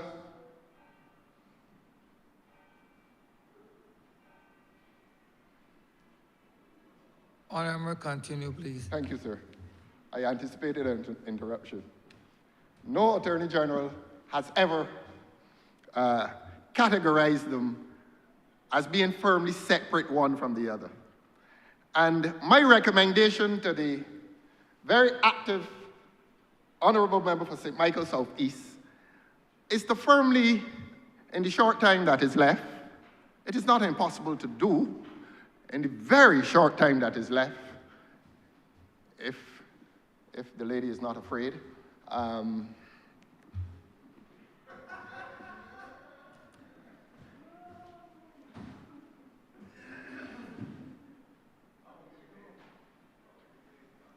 Honourable, please continue. no, let the laughter die down. They're tickling each other. Honourable, please. Yes, in the short time that is left, I invite the Honourable Member for St. Michael South East to firmly categorize road traffic infractions separate and apart from road traffic infractions which are genuinely criminal. Let the public understand what I mean. That causing death by dangerous driving, for example, driving under the influence of alcohol, drugs, those substances which impair judgment, that those are really and genuinely criminal offenses. Causing death by dangerous driving, they call it otherwise motor manslaughter. Those are genuinely criminal offenses. But when a man doesn't have two reflectors in place or a number plate that is probably not meeting with the standards under the road traffic rules or the Act, why do you criminalize him? I know that over the years, it has become transfigured. Those minor infractions have become transfigured in a way that they're called road traffic offenses as opposed to criminal offenses. But Mr. Wharton's experience, sir, would indicate to you that the courts, in a real sense, still treat road traffic offenders as criminals, and that's the point. And so I invite the Honourable Member for St. Michael South East, in a sober moment now, to firmly so categorize them. It is something that can easily be done. And not only firmly categorize them, but treat them like less than criminal offenses. No minor infraction against the Road Traffic Act should cause anybody to go in a court. Why? Waste time? I've heard about the ticketing system around here for years and years, and this is no criticism of the incumbent, but if the incumbent doesn't fix it, it means that the incumbent joins those persons who have been derelict in their duty. And this government, through 7 years, has had the opportunity to implement a ticketing system. What's so difficult about that? What is so difficult about that? I repeat, no minor traffic offender should be standing up before a judge or a magistrate, well, a magistrate in this case, explaining behavior. When you could issue a ticket, the person pays it, and as is done in the other countries, if you oppose what the police officer or the traffic warden alleges, then you go and explain to a magistrate why you think you're so right. Not only do you save time, but clearly this is a government that needs money to travel. And if they need this money for a heavy travel bill, collect it through a ticketing system. That's easy to do. I don't see why people are still standing up. I don't know, sir, you're in those courts more often than I am. I don't know if there's still something called a call day, in which you assemble good citizens in the courtyard, sometimes 200 people waiting in the courtyard from 9:30 until 2:30, and sometimes it would extend to 3 o'clock because somebody in there saying he's not guilty. He's not guilty of having 2 reflectors of a different color. And he takes up an hour cross-examining policemen and humbugging magistrates with foolishness, when he could have received a ticket, and the other persons who came to confess to the offense would, the person who came to confess to the offense could easily be dispatched, so that the court system is held up by a system which needs to be overhauled. And I invite the Honourable Member for St. Michael South East, in the short time left for this government, to correct that. If the time is too short, well, I promise the people of this country that it will be done. It will be done, so that we recommend that new regime of offenses, of infractions. Your Honor, I don't think we need delay you, sir. I think this is the extent of the government's business. By the Honourable Member's own admission, this is a simple matter, although the Honourable Member says she's willing to spar with me for the whole day. I don't think the Honourable Member needs to spar with me for the whole day. If the Honourable Member now agrees that we need an entirely new and separate regime pertaining to road traffic offences, I think the Honourable Member, although she will not agree or she will not concede to answer in relation to the tint legislation, still the public wants to know. The public wants to know what to do with the tint. If they can breathe a little easier that it will not come, or if, like with the Transport Board, this government would have a plan to ambush them in the event of a successful election. And just as the plans are consistent with those of the Transport Board divestment, maybe, just maybe, this government plans to ambush the people of this country in the event of a successful re-election, to come at them and come at them hard. Third-term governments don't make any sport. They don't make any sport. This is a last lap. And the people of this country are afraid of last laps because they lap up everything.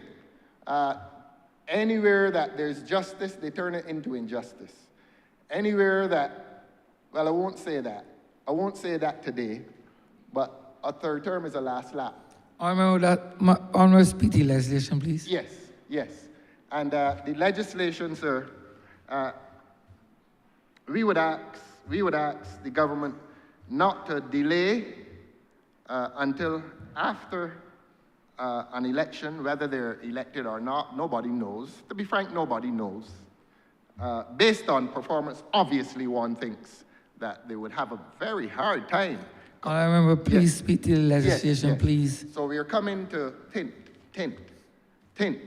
Again, for emphasis, the people of this country are asking the honourable member for St. Michael Southeast, what is the status of tint?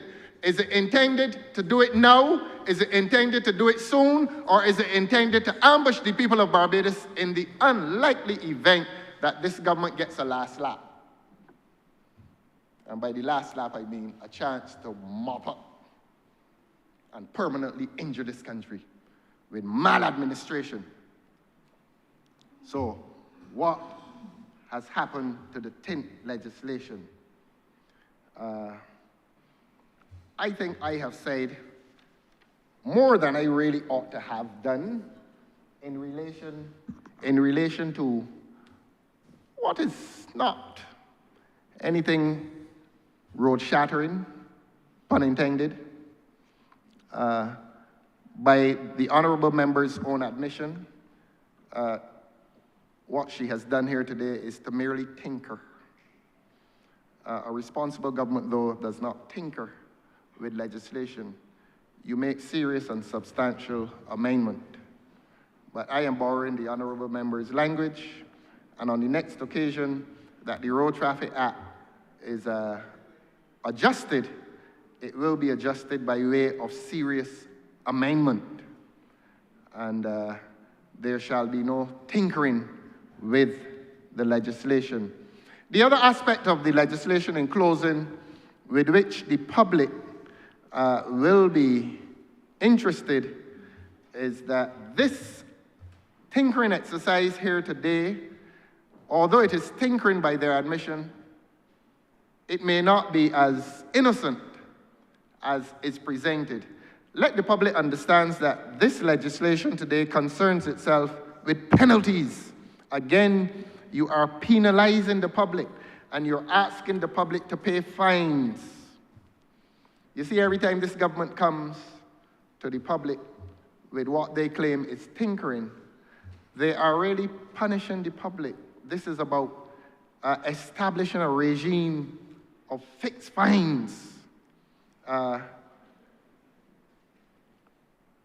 a fixed fine is a serious thing, sir.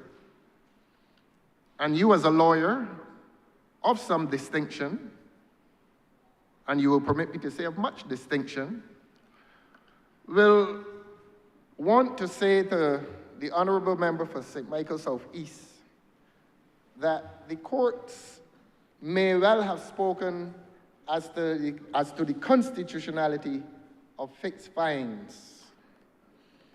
That nothing, no statute ought to deprive a judicial officer of discretion. And when one sees the word fixed fines, as a lawyer, one makes contact with the principle that it is unconstitutional to deprive a judicial officer of his discretion. And that is what a fixed fine may do. And I caution the government as to the legality and constitutionality of any legislative initiative to impose fixed fines where the citizen may come to the court and argue that you are depriving the magistrate of judicial discretion. Courts in very high places have ruled that before. And so the government now is cautioned. We have left the political, we have left the government's neglect of the infrastructure, and we are now making contact with the government in terms of law and constitutionality. And we are saying to the government, as the honourable member receives the advice of the honourable member for St. Joseph, that she may want to revisit today's tinkering exercise. Fixed fines, I repeat, may collide with the constitutional prescription that you must not deprive a magistrate or judicial officer, including a judge, of discretionary treatment of a person who has come before the court. But all this could become moot if we go back to the original point. And what may save this legislation, what may save the honourable member for St. Michael Southeast from any legal embarrassment is if you place this into a regime of civil and or administrative infractions. I told you before, sir, that I'm not going to use the word offenses.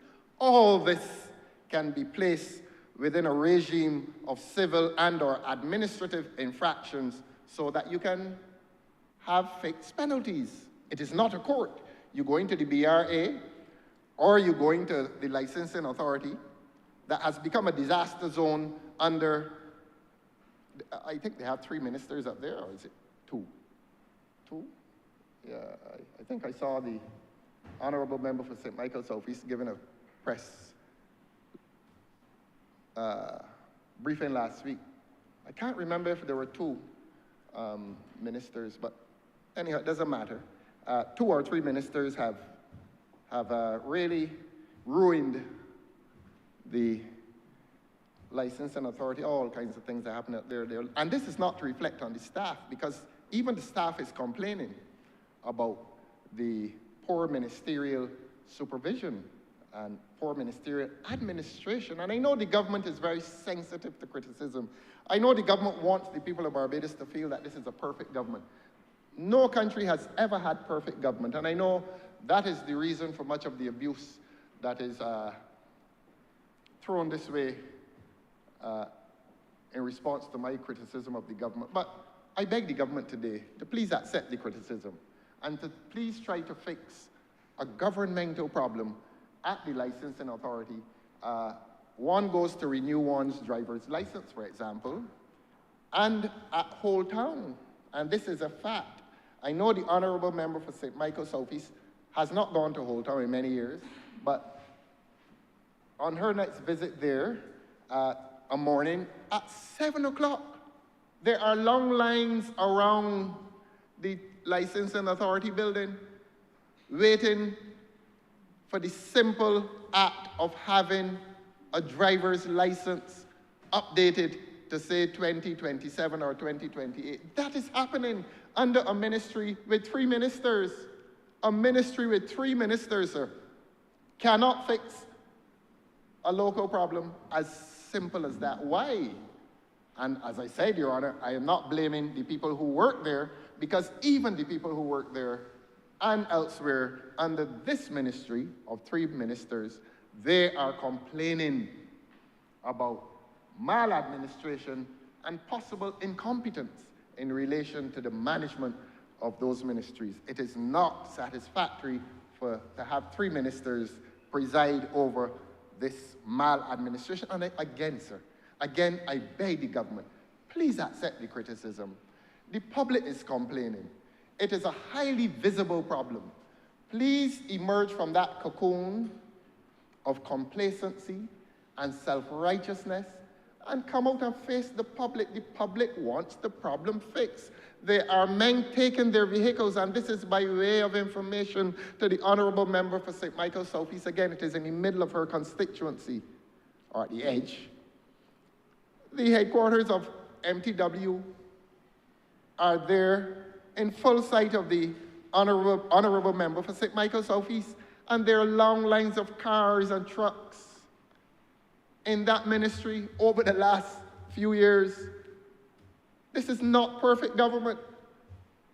It is not, and I beg this government to stop taking such personal offense and political offense against the criticisms that the public is making against the government. The public wants these ministries, the public wants these departments to work efficiently. It is not fair for a man, particularly a self-employed man, to travel to the Pine at 6:30 in the morning and leave at 4:30 in the evening when the workers leave without attention to his vehicle. It is a real life human problem, and the Honourable Minister for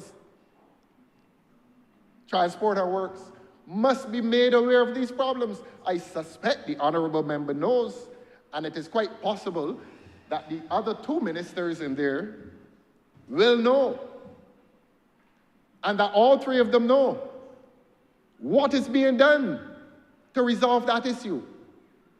What is being done? The public needs that assurance. Will it be done this month? Will it be done next month? The public wants a solution to it. And Your Honor, in a very real sense, it is not a political problem. It is political only insofar as politicians are causing the problem. But if it is administrative and the three ministers in there cannot get it fixed, stop interfering with the public service, bring in contract people, superseding long-standing public servants in this country, superseding them. It isn't only in the fire service and the prison service that the officers up there are getting treated very badly by political and ministerial interference of favoritism. Men in the prison service, 22 years, Your Honor. Honourable member. I know they can stop me. No, Honourable member. 22 years. Honourable, please speak to the legislation. Please. Yes. I don't know if they're calling the election next week, so I can get Honourable member, please speak to the legislation. If you talk about you will have elsewhere to parade if they call an election. Honourable member, you will have the opportunity if an election is called. Please, let us get the amendment. Please pardon me, sir. Please pardon me for pushing the case for prison officers who be in. Honourable member, please speak to the legislation, please. Yes. And the fire service too. Honourable member, this is the first sitting of 2026. You do not wish to be escorted out in the first sitting, do you? Do you wish to be escorted out, sir, by the marshal? Do you wish to be escorted out by the marshal, sir? Honourable member.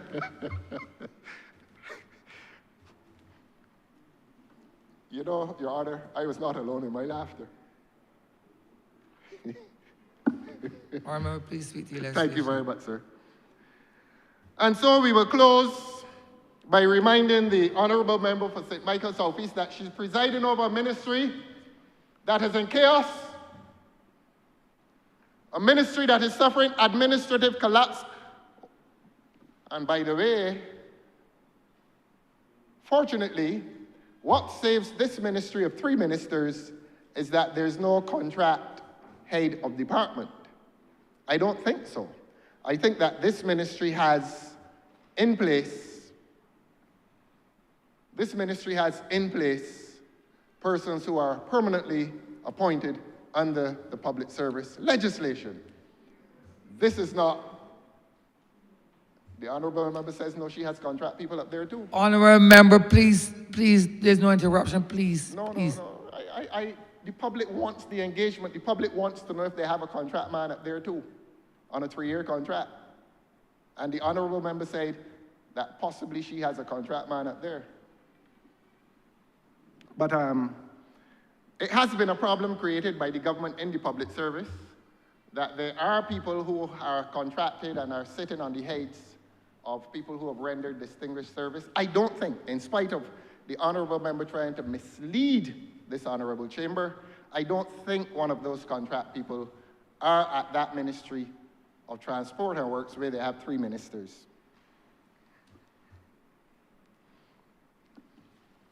So that, Your Honour, let me look at my final notes. I like to be comprehensive. I'm going to sit very shortly. And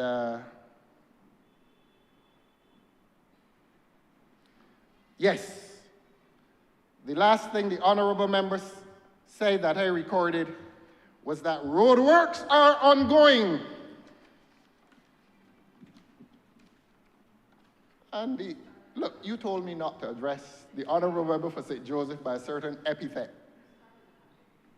No, roadworks are ongoing. I started by referring to the 6 pothole patchers.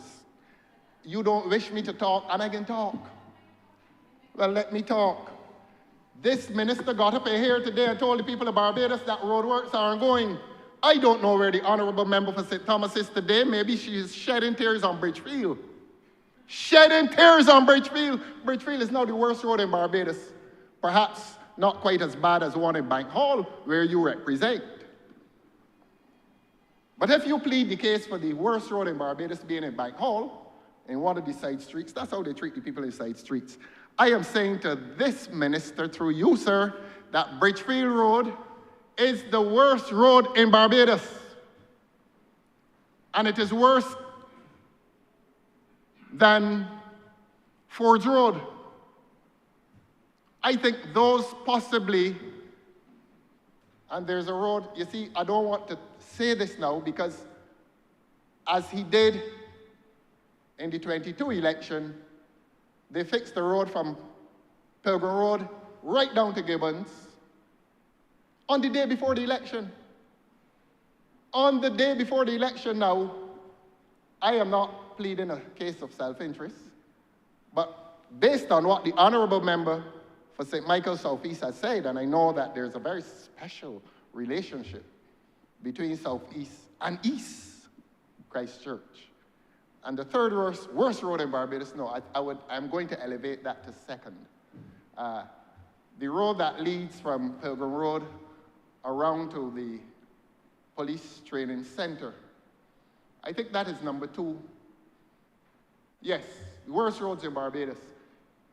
Maybe that too will be done like the last time on the day before the election, but that's the worst road in Barbados, and they're both present today. They are both present today. The honourable member for St. James Central, he traverses that road quite often, and he will nod his head shortly when I classify that road as the second worst road in Barbados. But in the absence of the honourable member for St. Thomas, I am prepared to plead her case. She said it in here before. She said it in here before that she doesn't understand why this government treats her so badly in its failure and refusal to fix Bridgefield. Tears were shed in here around the estimates. And we are on the subject of road works because the honourable member introduced it. I have the right to stand here today and refer to the worst roads in Barbados, but I'm not going to do it because they're going to send out their correspondent and he will broadcast it all over social media, and then he will come back and applaud the government the next day. So I am going to just mention 4 roads for his attention. Bridgefield, Ford's Road, that road along the back of the airport, and the road in respect of which the honourable member for Christchurch East Central shed tears at the estimates this year when he launched an attack on the honourable member for St. Michael's South East. He lamented the poor state of Lodge Road. Well, I'm not allowed to say who is absent, but I'm allowed to say who is present.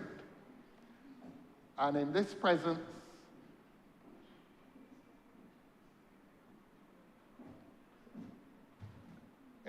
of 14 government members, on the first day of the year, when the chaplain said that to whom in his prayer, they don't listen to the prayer, you know. He prayed this morning. Honourable member, please deal with the amendment, please. You are on road rules, please deal with the amendment, sir, please. In the prayer this morning, sir, which preceded this amendment, and I'm going to relate the two. Honourable member, please speak to the amendment. Well, my final plea on behalf of the people of Barbados is that they should try and fix Lodge Road in Christchurch. They should try and fix Bridgefield in St. Thomas. They should try and fix in Christchurch East rather than demoting prison officers and fire officers. Please fix the roads. It is more important to fix the roads in Christchurch East than it is to demote prison officers. That's the point I'm making, sir. Honourable member, that has no nexus, please. No nexus? None. I see. I agree with you, sir, because the person who demotes prison officers is Honourable not the member, Minister of please Transport and stick to Works. the legislation. Yes. Yes. And so, Your Honour, the people of this country cannot be satisfied with the infrastructure of this country. In fact, I will close by saying that the crumbling infrastructure in this country represents the state of government in this country. And not only government, but governance. Because it must concern you, sir, as a citizen, that you cannot drive for 1 mile in this country, not even on the ABC highway, unless you meet a pothole. But of course, the assurance is given today that there's something called a pothole patcher. I don't know if it's a human being or if it's equipment. The honourable member will clarify. But on the cusp of an election, 7 years into office, the Minister of Transport and Works is now saying to the people of Barbados, do not worry. We have 6 pothole patchers on the way, and all the problems in Jerusalem will be solved within a month when they come. Well, I assume you're going to lay off the fella on Facebook. Because when the pothole patchers come, there's nothing for him to do. What is his reward, though? That's rhetorical.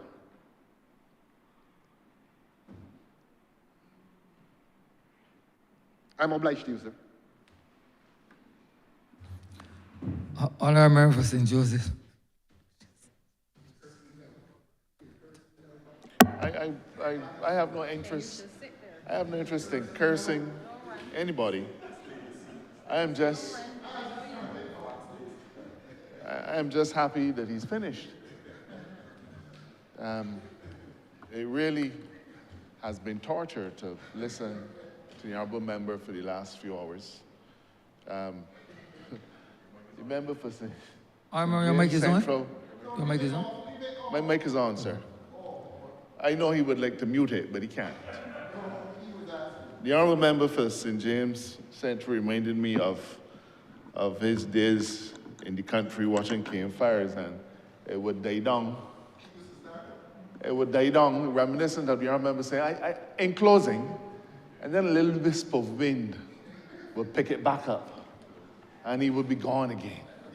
And that has happened to us about 8 times this morning. Honourable, please allow... The honourable member has repeated himself more times than an exercise book.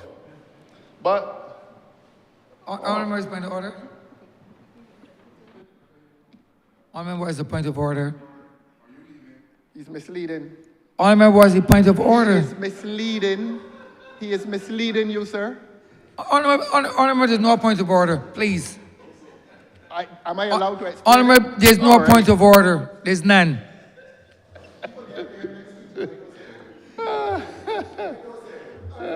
Mr. Speaker,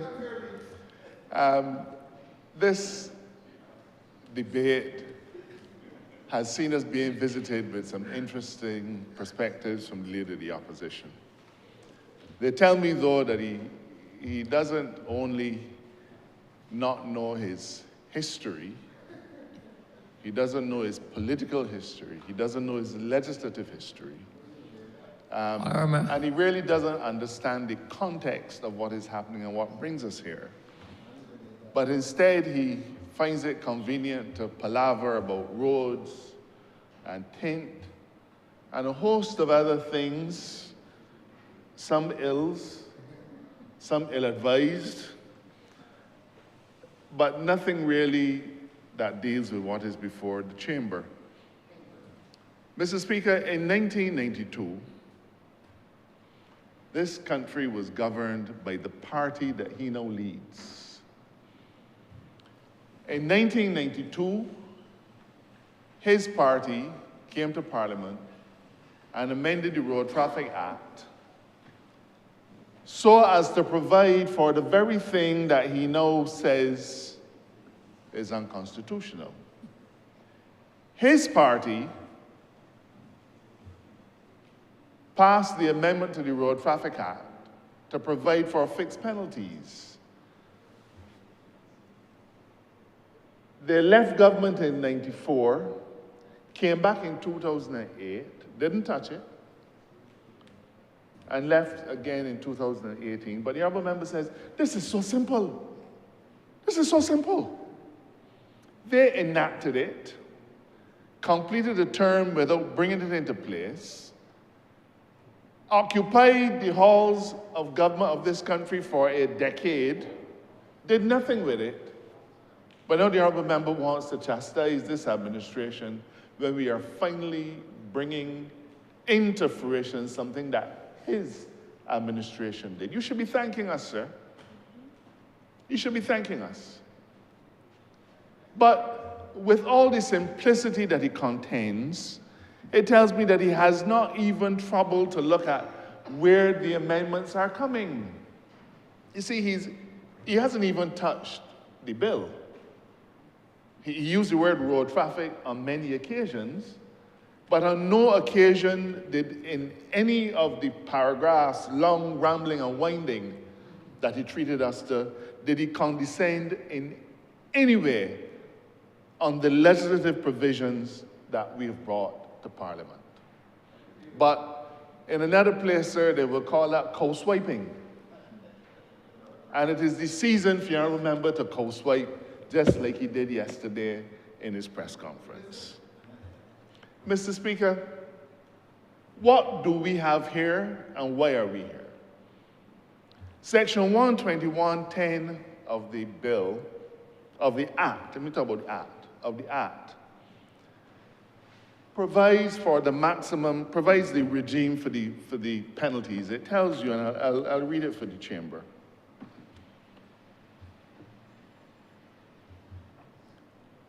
It tells you, sir, what is the amount that the penalty can be.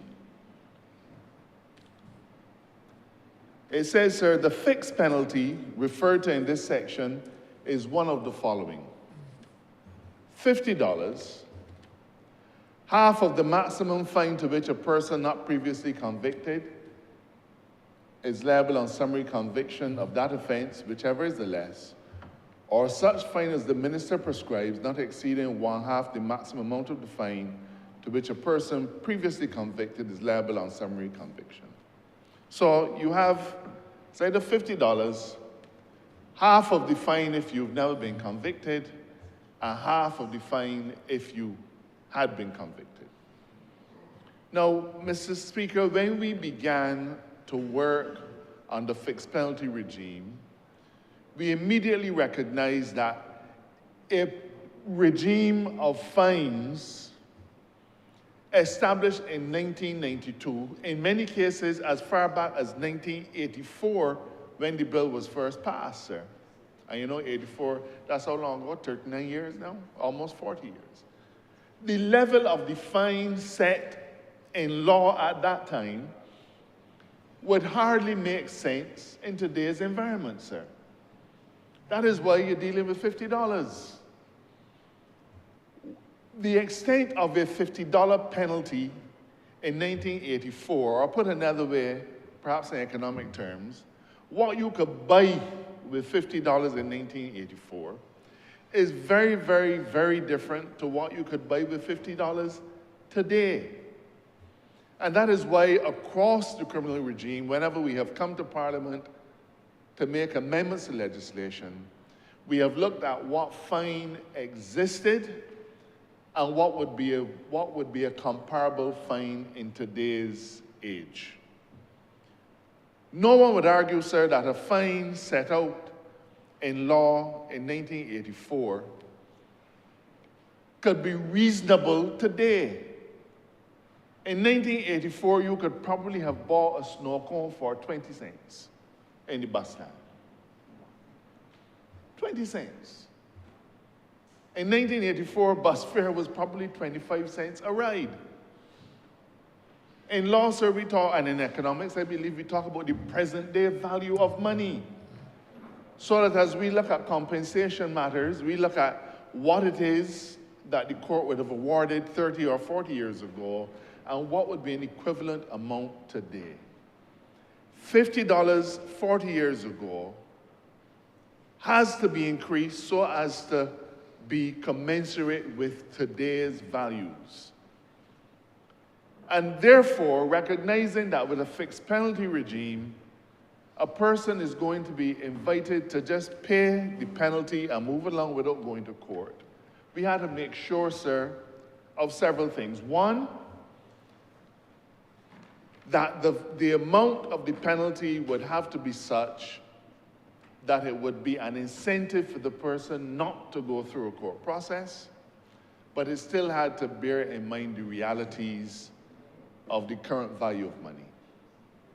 And therefore, it was obvious to us that we needed to amend Section 121.10. Otherwise, our fixed penalty regime would have such low penalties that a person could break the traffic laws as they pleased and just pay the penalty. So the first thing we had to fix was what are the things that would allow us to have a sensible penalty regime which can allow the minister to establish what the penalties are, but that they not be linked to penalties that would have been established 40 years ago. That's the first thing.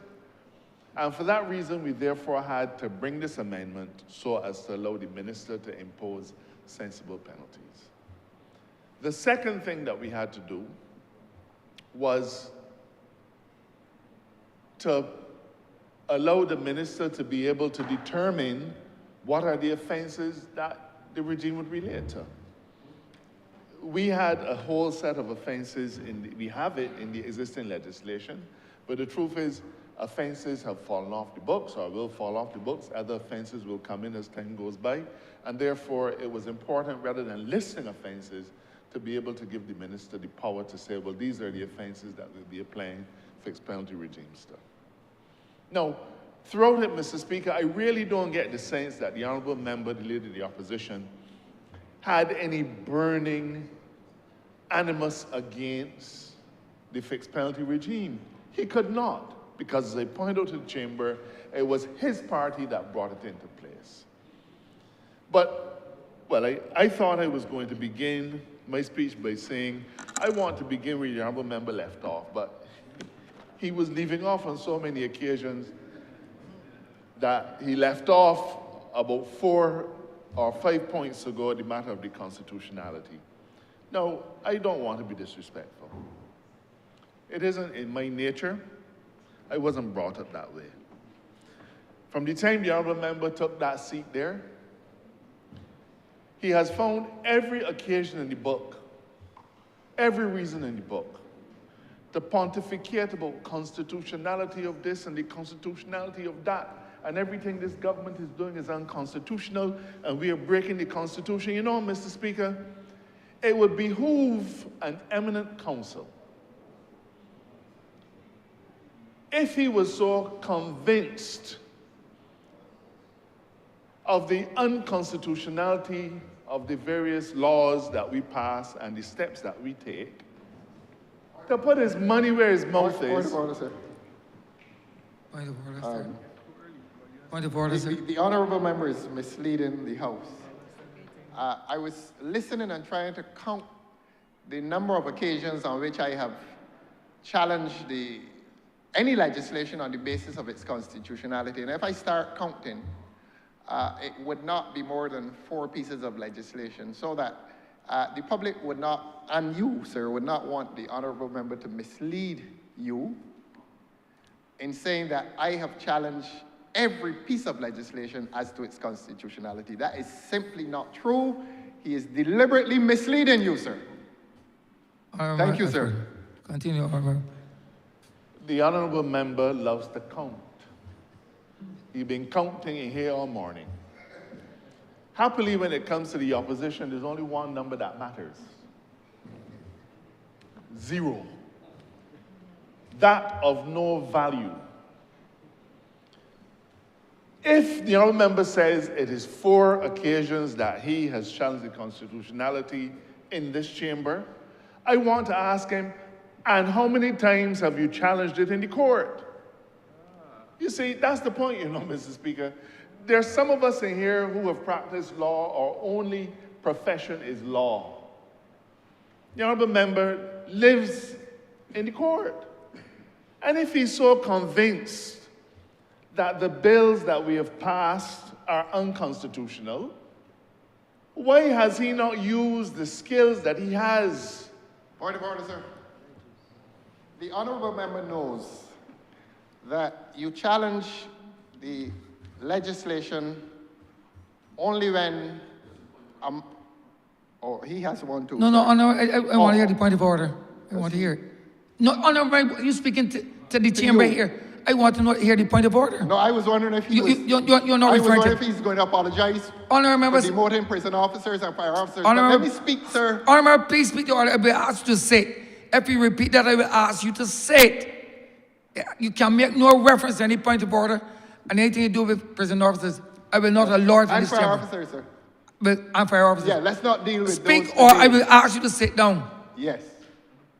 I'm listening to you, The sir. honourable member knows, as a lawyer, and he's a senior lawyer, that you don't have legislation passed here and run across by the court the next day. He knows that. So let him, I know he's not misleading you He's not Honourable, precisely, but he's misleading the public. Honourable member, you have no point of order.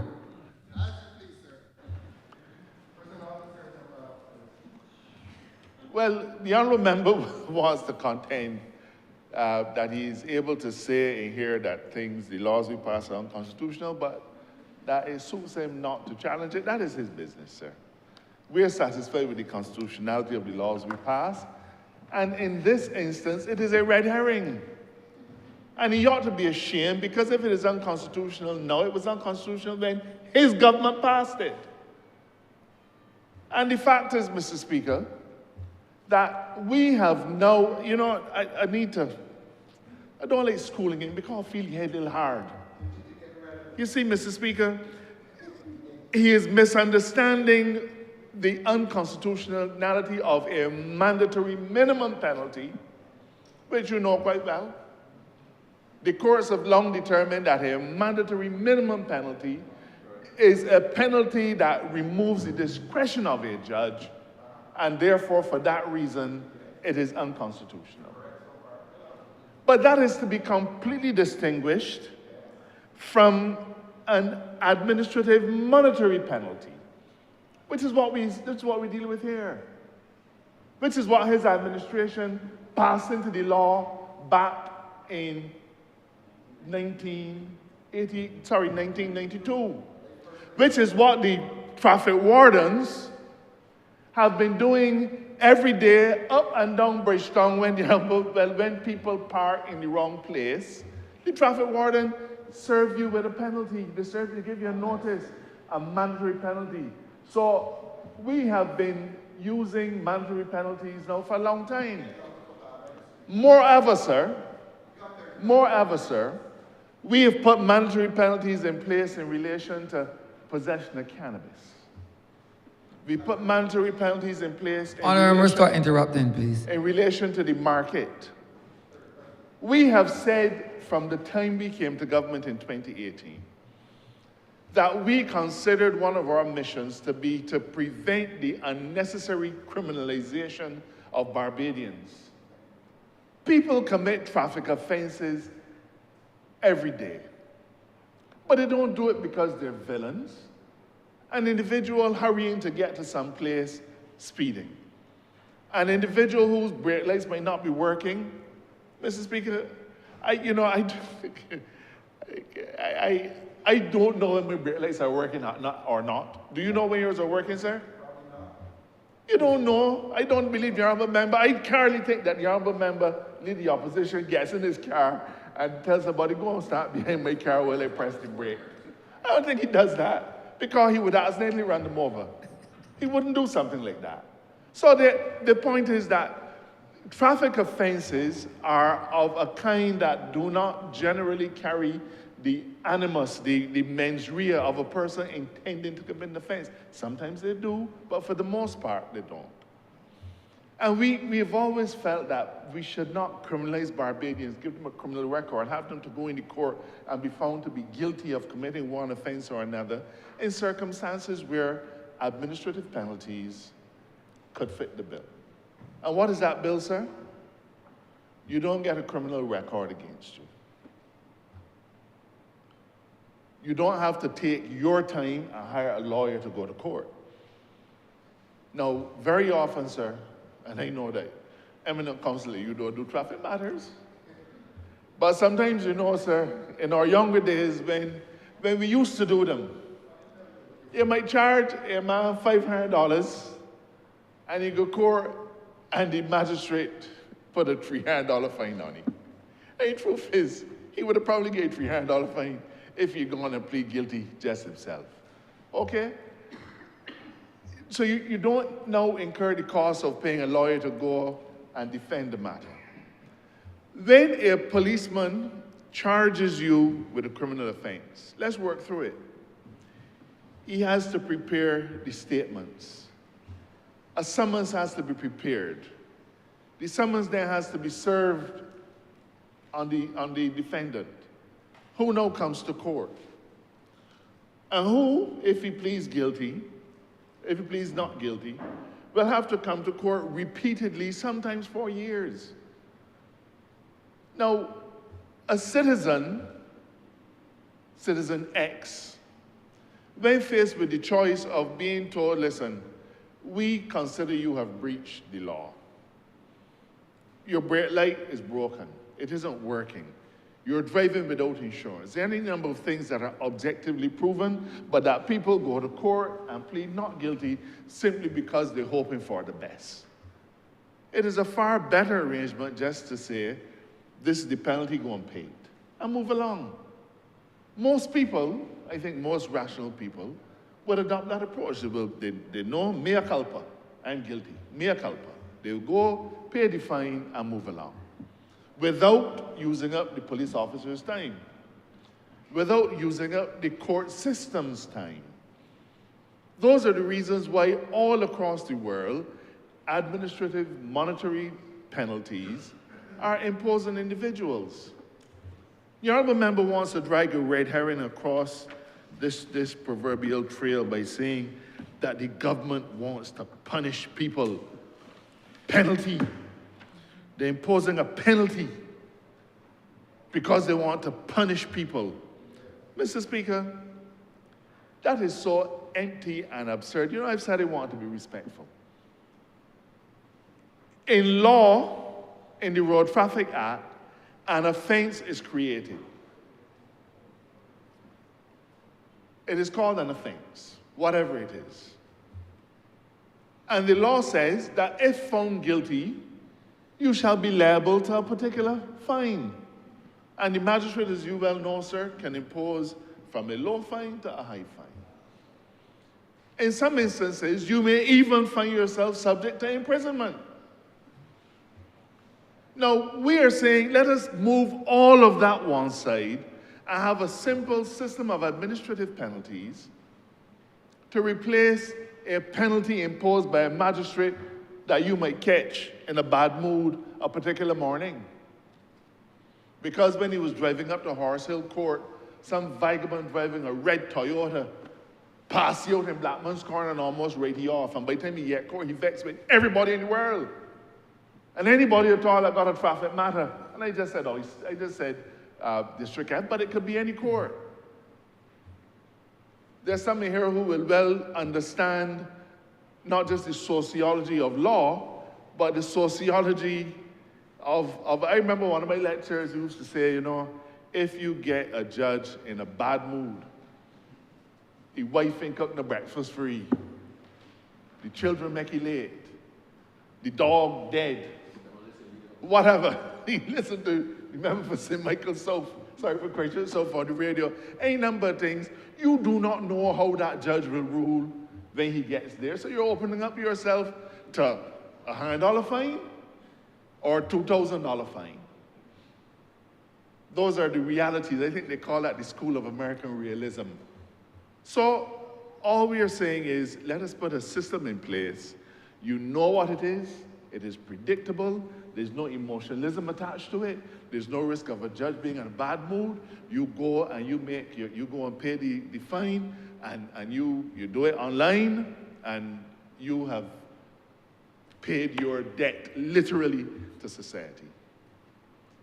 How much more convenient is that?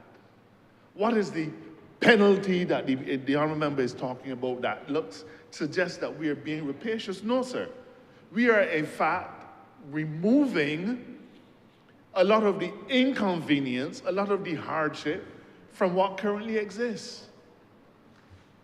Now, if the honourable member was saying that we are putting a penalty in place where there was never any penalty, perhaps you could understand. Perhaps you could understand. But we are moving from a system which says you can be liable to $3,000 or 2 years imprisonment and saying instead, pay $500. Pay $500 to your treasury. Does that appear, sir, to be a government that is looking to punish people? Where is the punishment? Surely, honourable member, having passed the administrative penalty arrangements in 1992, is not now saying that we should resile from the position that his party touted and keep what currently exists. I don't believe he's saying that. But he's arguing out of both sides of his mouth. Because on the one hand, he says, it is so simple to fix. We should do it ever since. But on the other hand, he's saying, but it's unconstitutional. But when they're trying to frighten the Bajans, when they're trying to mask the public to pay fines, but that's what the magistrate does when he rules. Hey, I will give many more than you. I will give many more than you. And I have given many more than you in the last 8 years. Mr. Speaker, the advantages to what we're proposing, we think are obvious. But if the honourable member feels that this is driven purely by the position of the executive, he'd be mistaken.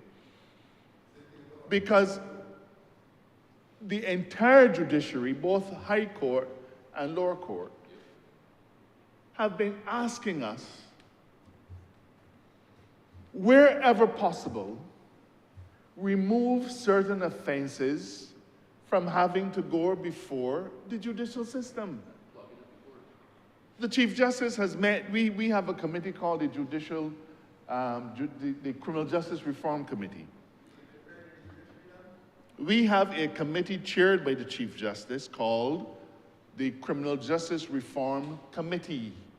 It is one of the recommendations of the Needham's Point Declaration, made a document of this House. The honourable member doesn't like to read the things that are in this House.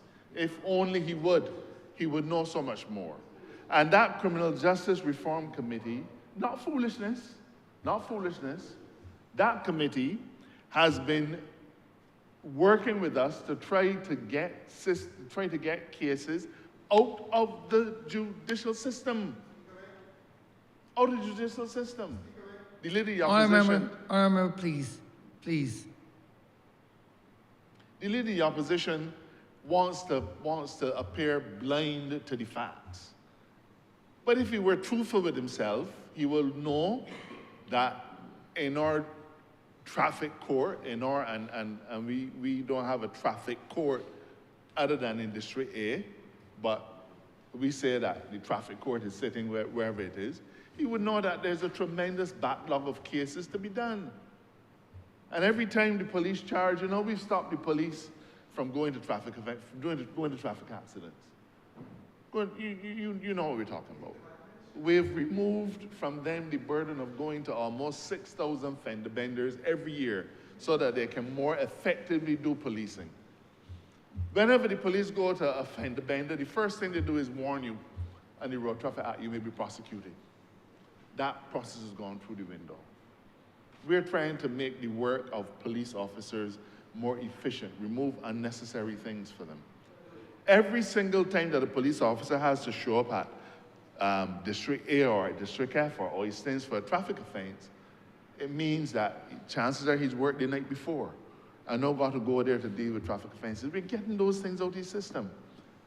Now, the honourable member is free to disavow the traditions on which he now stands, but he cannot remove the fact that the Democratic Labour Party is who put this in place in 1982. So tell us what his position is.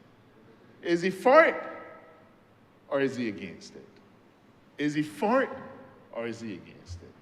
I was saying that I can't sense any burning hatred for it, but more and more I'm beginning to feel that the honourable member is disavowing the rich traditions of the party that he now leads.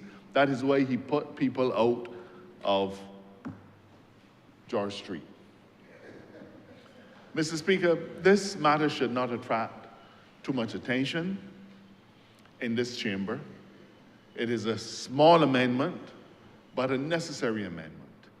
When the penalties are determined, the Deputy Prime Minister and the Minister for Public Works has indicated that it will shortly go before Cabinet. They will be laid in Parliament and under the Act as we're amending by way of negative resolution, so they will come here. But we're asking Barbadians, and it will receive all the necessary publicity so people will know. But this is a step in the right direction, a step whose time has come. But when one wonders why it wasn't done by the party that put it in place in the last decade, you don't have to wonder about us now, because we are doing it. The Chief Justice has asked respectfully, can you please take these matters out of the magistrates' court so that our magistrates can focus on delivering justice between individuals. That is the key for the work of the magistracy, and not trying to deal with this body speeding, that body ain't got a brake light, that body wasn't wearing the seatbelt, those kinds of things. They do not require a magistrate's time. They don't require a police prosecutor's time. They don't require police officers to come and give evidence, sir. So this is about efficiency. And yes, you'll be able to pay your fines online. So you can sit down in the convenience of your own home without having to go to a particular court and do these things. We've put an entire online platform so that people can make payments that are due to the state online. Mr. Speaker, I don't know that I really need to add anything else. I think that this ticketing system is one that I don't mind the origins. I don't mind that it was a DLP initiative. I don't mind it at all. There are some things that the DLP has done that this administration is happy to see through. Happy to see through, except in relation to the honourable member for Christchurch South. We might prefer to see him out rather than through. So, Mr. Speaker, I support this bill. I believe that it will address some fundamental needs of our criminal justice system. It will bring transparency to our process. It will bring certainty. And most importantly, it will bring convenience and ease of doing things to the Barbadian public who are affected by it. As I said, sir, most of the criminal offenses are not committed by people who are knowingly engaged in criminal activity. Even the slowest driver among us someday might just find themselves over the speed limit. Things like this happen. And we don't want to be criminalizing people and having a criminal record which says you are guilty. We want to remove that from the system. Some of us may drive when we travel overseas, and we may commit traffic offenses. You get a summons, you go and pay the thing with your credit card, and it is the end of that. That is the direction that we're going in, and I support it fully, sir.